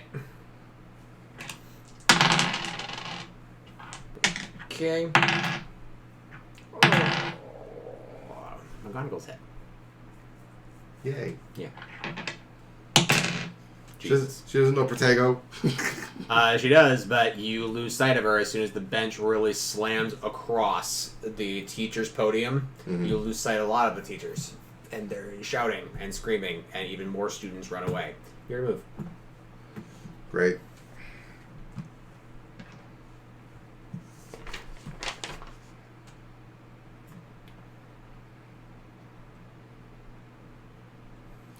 I'm going to deactivate Salva Hexia on me and put it on Poppy.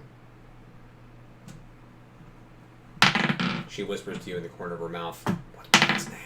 What? What's my last name?" I'm busy concentrating on a spell. Salva Hexia. "What's my last name, Perry?" What's mine? She is Salvo Hexiad. Great. It's going to be another 6. Next to is 4. Because of the recovery. And then another... I'm going to go with Stupefy this time. Non-verbal. 4 plus 6 for 10, and then a crit on the willpower check. Cool. Yeah. I'm down to 12 MP. I go through a lot of MP. And it was 14? This time, because my magic check is doubled, and it's a crit, it's going to be 6 plus double my magic score is 10.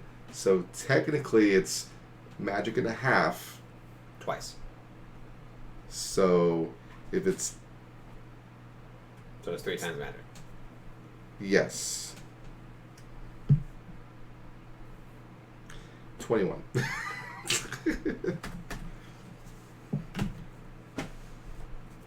It looks pissed. I'm sure it does. And then... Did I stun it? No. Theodore will unfortunately cast Babilius, but it will go like up too high, spending his MP and doing less damage, but it still does 8. He missed, but still did 8 damage. Mm-hmm. Oh, because it's not like an totally area missed, kind but of thing? it's like a cone. Yeah. Okay. And Poppy, success. Yeah, success. She will suddenly shout, "Locomotor!" And you're like, you were Okay. moving something? What were you moving? And suddenly, one of the Great Hall's doors spears through its chest. Awesome. And blood spews all over the middle of the Great Hall. Hmm. And it slumps down to its knees. And, like, slumps. But it's not entirely dead. And other students are like, "Did we win? Flipendo." Keep that up. Yeah? Okay, Yeah. Flipendo. Oh, yeah. Flipendo. Yeah. Flipendo. Don't stop. Flipendo. We need to Flipendo. we need to blow this thing up into nothingness. Alrighty. You ever hear the term double tap? What? This thing's gonna be dead. Cool. They deal another collective amount, especially since they're just like, "Oh man, it's not moving. Go, go, go." Deal like quite a bit of damage to it. Its joints Just actually. imagine like this blood just going. That's exactly what's happening. Is that some of its joints start bursting from the pressure, so it's spewing out from like its shoulder and like its neck and its knees, and then suddenly everybody just stops and someone shouts, "McGonagall, McGonagall!" And you're like, I turn and run for Yeah. where McGonagall was. so do you prioritize her? I at this moment I do because Okay. the golem is clearly defeated. Okay. Or at least in my opinion it is.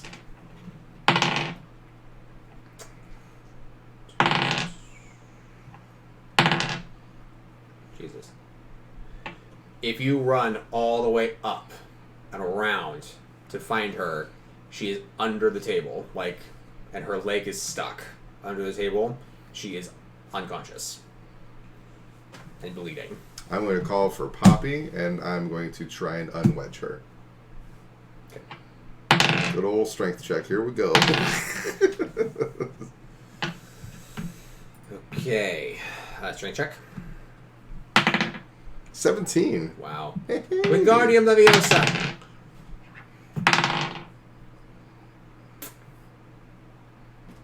Out of battle, so one more modifier. That's fine. So she's able to get it up. Do you yank her and pull her out from the Yeah. table? Okay. You do so. She does not wake up, but you're able to lay her flat. Mm. And several other students who are frantic try to like figure a way to patch her or like ask like who should we get? Who should we get? And then you hear a scream. All right. You look like up around the table. Yeah, I look for who screamed.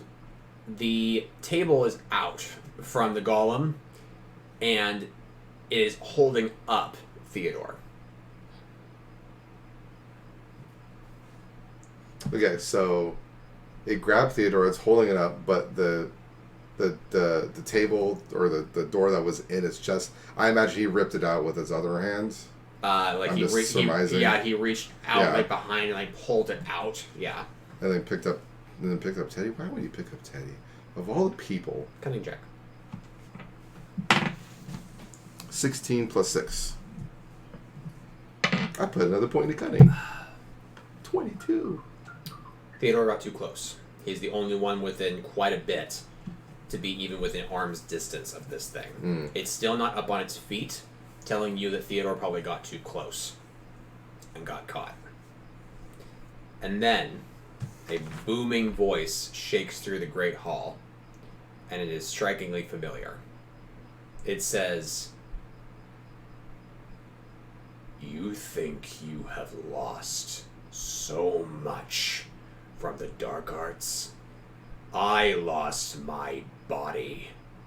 I lost the ability to hold a wand.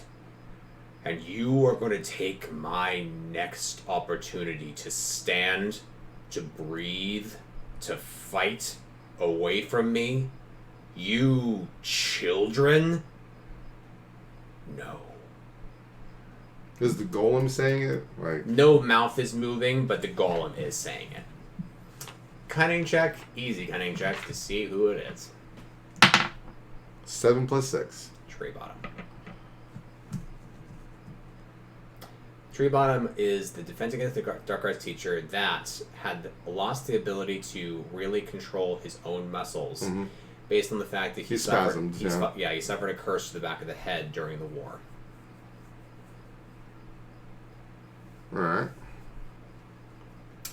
His blood was the finishing move, the finishing blood touch that finished the golem, and his words of, "It's too late, kiddo," finally fills you with the understanding that you could not stop his blood from finishing it off already. And so as he died, his life force entered the golem, and he's the one driving it, because he exists inside the golem.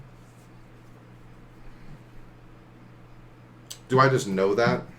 You can tell from the fact that it's his voice? deduction of the fact that it's his voice and what you And saw, what he said. and the fact that it was his blood that was feeding into that little crevice at the ankle.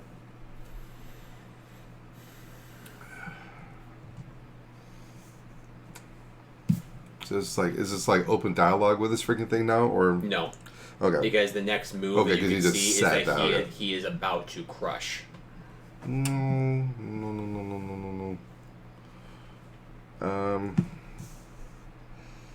No, he can't. He can't crush my best friend. No. This is going to be called shot, non-verbal stupefying. My last spell that I'm able to do. Called shot for its like wrist, because that's where the nerves would be. It said it was like a humanoid golem, so I imagine if it has any sort of anatomy, hopefully it will drop Teddy. 16 plus 6. Big roll.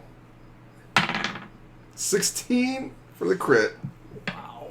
Where did you aim? The wrist. Stupefy.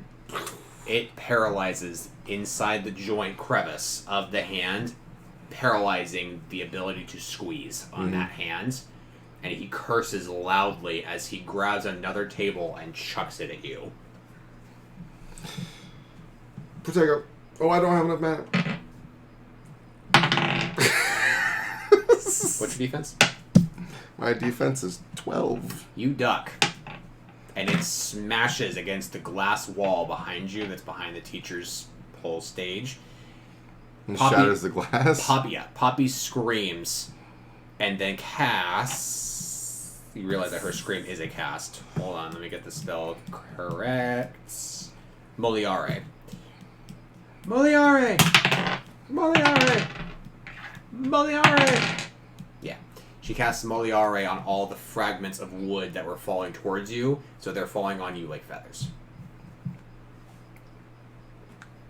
I want to marry this woman. Also, she's cast life, essentially the equivalent to life, on Yeah. McGonagall. Super. She is not upstanding, but she's just like, "Oh, oh, oh. What's happening? I can't see. There's a table. I'm gonna help McGonagall up to her feet. Once I'm able to regain my senses after dodging a freaking table. The other students. God, the Hufflepuff are pissed. I rolled 5 Gryffindor, 19 Hufflepuff, 6 Slytherin. I'm like, damn. Damn. Okay, the Hufflepuffs see Theodore and they cast the most violent shit that they know of at this thing. It's all just gonna like miss and hit Teddy. It's terrible. This is terrible. That's what I was worried.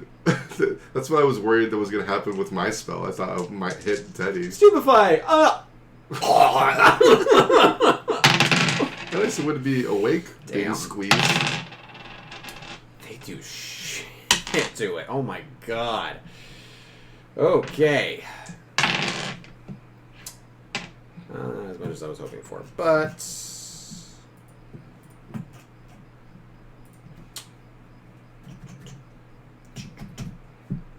Oops. Nope, not that much. There we go. And behind all the screaming, the spellcasting, the flashes of light, the wailing from the golem, the bursts of more blood vessels, you think you hear a loud clanging sound as if something metal has separated from its host. And you're like, damn, what was that? Yeah. But you're helping McGonagall up. Give me a true check, please. 14. 14, you help her to her feet, and she, like, immediately, like, grabs your neck and, like, bends you down so you're behind the table, and she's like, you stay down. Yes, Professor. Okay. And she will continue to spin her magic, and she says, my spell got canceled from me being unconscious. I have to cast it again. And she will cast loudly Prior Totem Locomotor.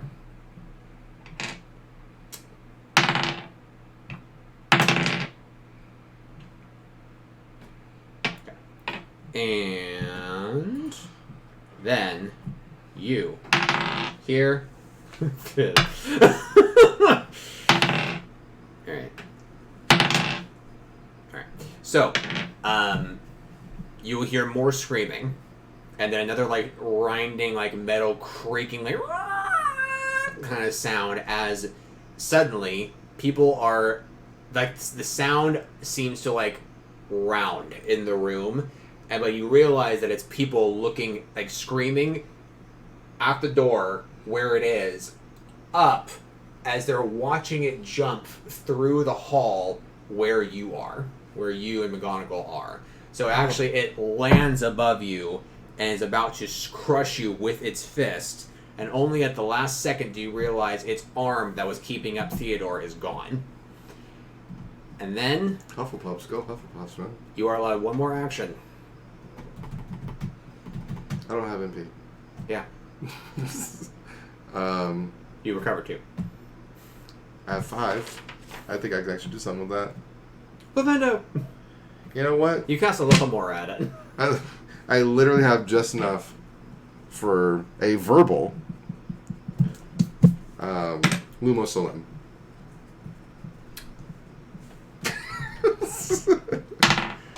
$18 plus 6 and a 20.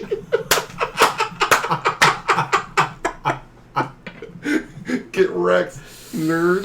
Oh my god. Sucks to suck, golem. Alright, I'm gonna say you cast Lumos Solem up into its eyes, which are at point blank range. It winds up, like, to get away from the beam, and as it arches its neck back, the other door comes and slides through its neck cavity and decapitates the golem above you. You are drenched in blood. And people are still screaming, still casting spells at it, but the fight is over. As the golem just crumples to the ground, barely missing Poppy. And you are just like grabbing like handfuls of congealing blood off your eyes. Grabbing, I'm going to control you for a minute, grabbing your aunt by the hand and like walking her out from under this waterfall coming from the head. And you stand up. I literally go, ew. Poppy is also sprayed, but nowhere near as bad. And you're wondering where on earth this door came from. And you look, and it was from Dumbledore, who is standing livid like thunder in the archway of where the doors once stood. And the Elder One is pointed sternly towards the golem's body, still has not lowered, waiting to see if it rises again. And it does not. Good. Blood seeps out of the golem's veins all the way out into the stone on the floor, into the wood of the tables. You see that the gems in the hourglasses, the sapphires, the rubies, the topaz, the emeralds, are all over the floor. Oh, yeah. You see that the tables are destroyed. You see that several people lay injured, but not many. It seemed that his hostility was aimed mostly at you. Mm-hmm. You can't really fathom as to why, because it didn't seem like you and he had a bad relationship, but he had something against you, and you don't really care right now, but you're like, I'm alive, yay. Yeah. And then it occurs to you, fuck, Teddy. Yeah. And you will search for him as you pass Dumbledore in the hall as he makes his way forward and does whatever he does with the golem's remains. And Poppy, as you're searching for Theodore, Poppy will be following you. She's like, wait, you need healing. Stop it. Stop. Perry, stop. No. Did you just say no to me? And That's right. She'll follow you. Help me find Teddy. And you find a harem of Hufflepuffs all around the fist of the golem. And you'll push them aside like you're Moses at the Red Sea. And Theodore is there, bleeding freely, but he's alive. And you gesture. I'm gonna say you gesture Poppy. Cast it on him. Now let's see if she saves the day again. Oops.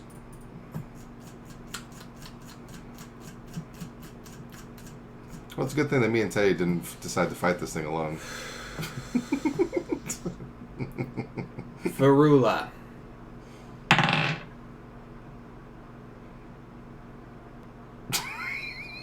What? Ferula. She's in such a tizzy that she doesn't cast Ferula. She casts a weaker spell, but she still managed to get some sort of healing off that stabilizes him. Okay. But she's like, I'm not used to battle. I'm not used to fighting.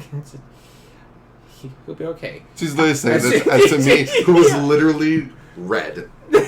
Like I'm like painted red. I'm not used to fighting. I'm not used to. It's okay. I'm not used to fighting. Anyone else know healing? You're really messy right now. I know.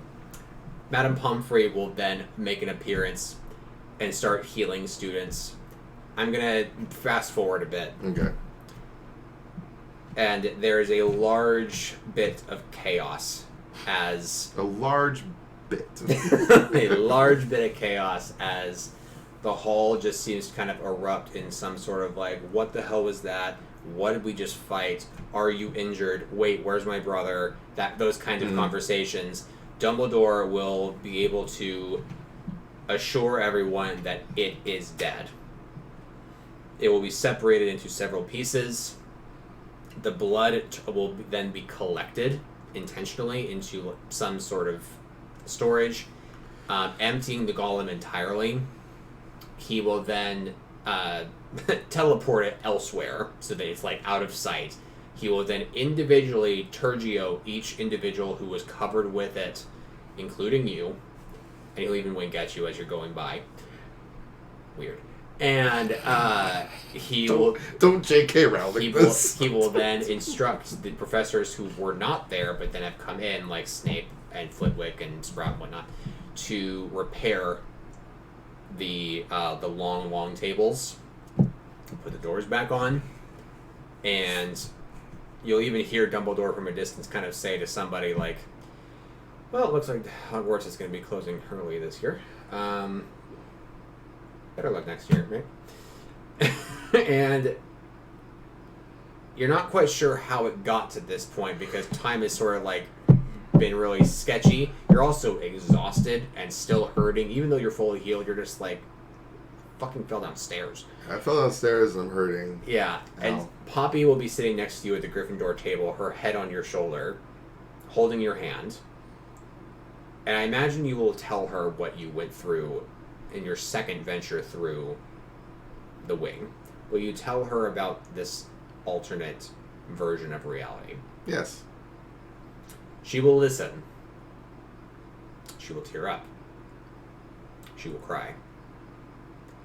And she will very jokingly say, do you think that maybe you didn't want to accept that reality because the actual reality of me not existing is so much less real and like wonderful than like a reality like with me? I tell her that life is a lot easier and much better with you. There's a long silence as she like really swallows what you're saying. And I'm gonna give you a nice romantic closeout kiss. Sick. This is pretty much to the extent that I have written for this campaign. However, does not necessarily mean that we have to close out because there's one more mystery that we could look into, but it cannot happen right now. It's the mystery of Poppy's last name. I know. Oh my god. So, I will say this is the end of this session, and if we continue on to a fifth part, that is totally up to Jeff's discretion. Yay! I hope you had fun. I certainly did. And I hope that this session is the longest. And This one is the longest by about 20 minutes. Woo! And so that closes out the core of this campaign, this short little one-off. I'm level 8. You are level 8. And maybe I'll see you next time. Bye-bye! Bye, guys. Thanks for listening.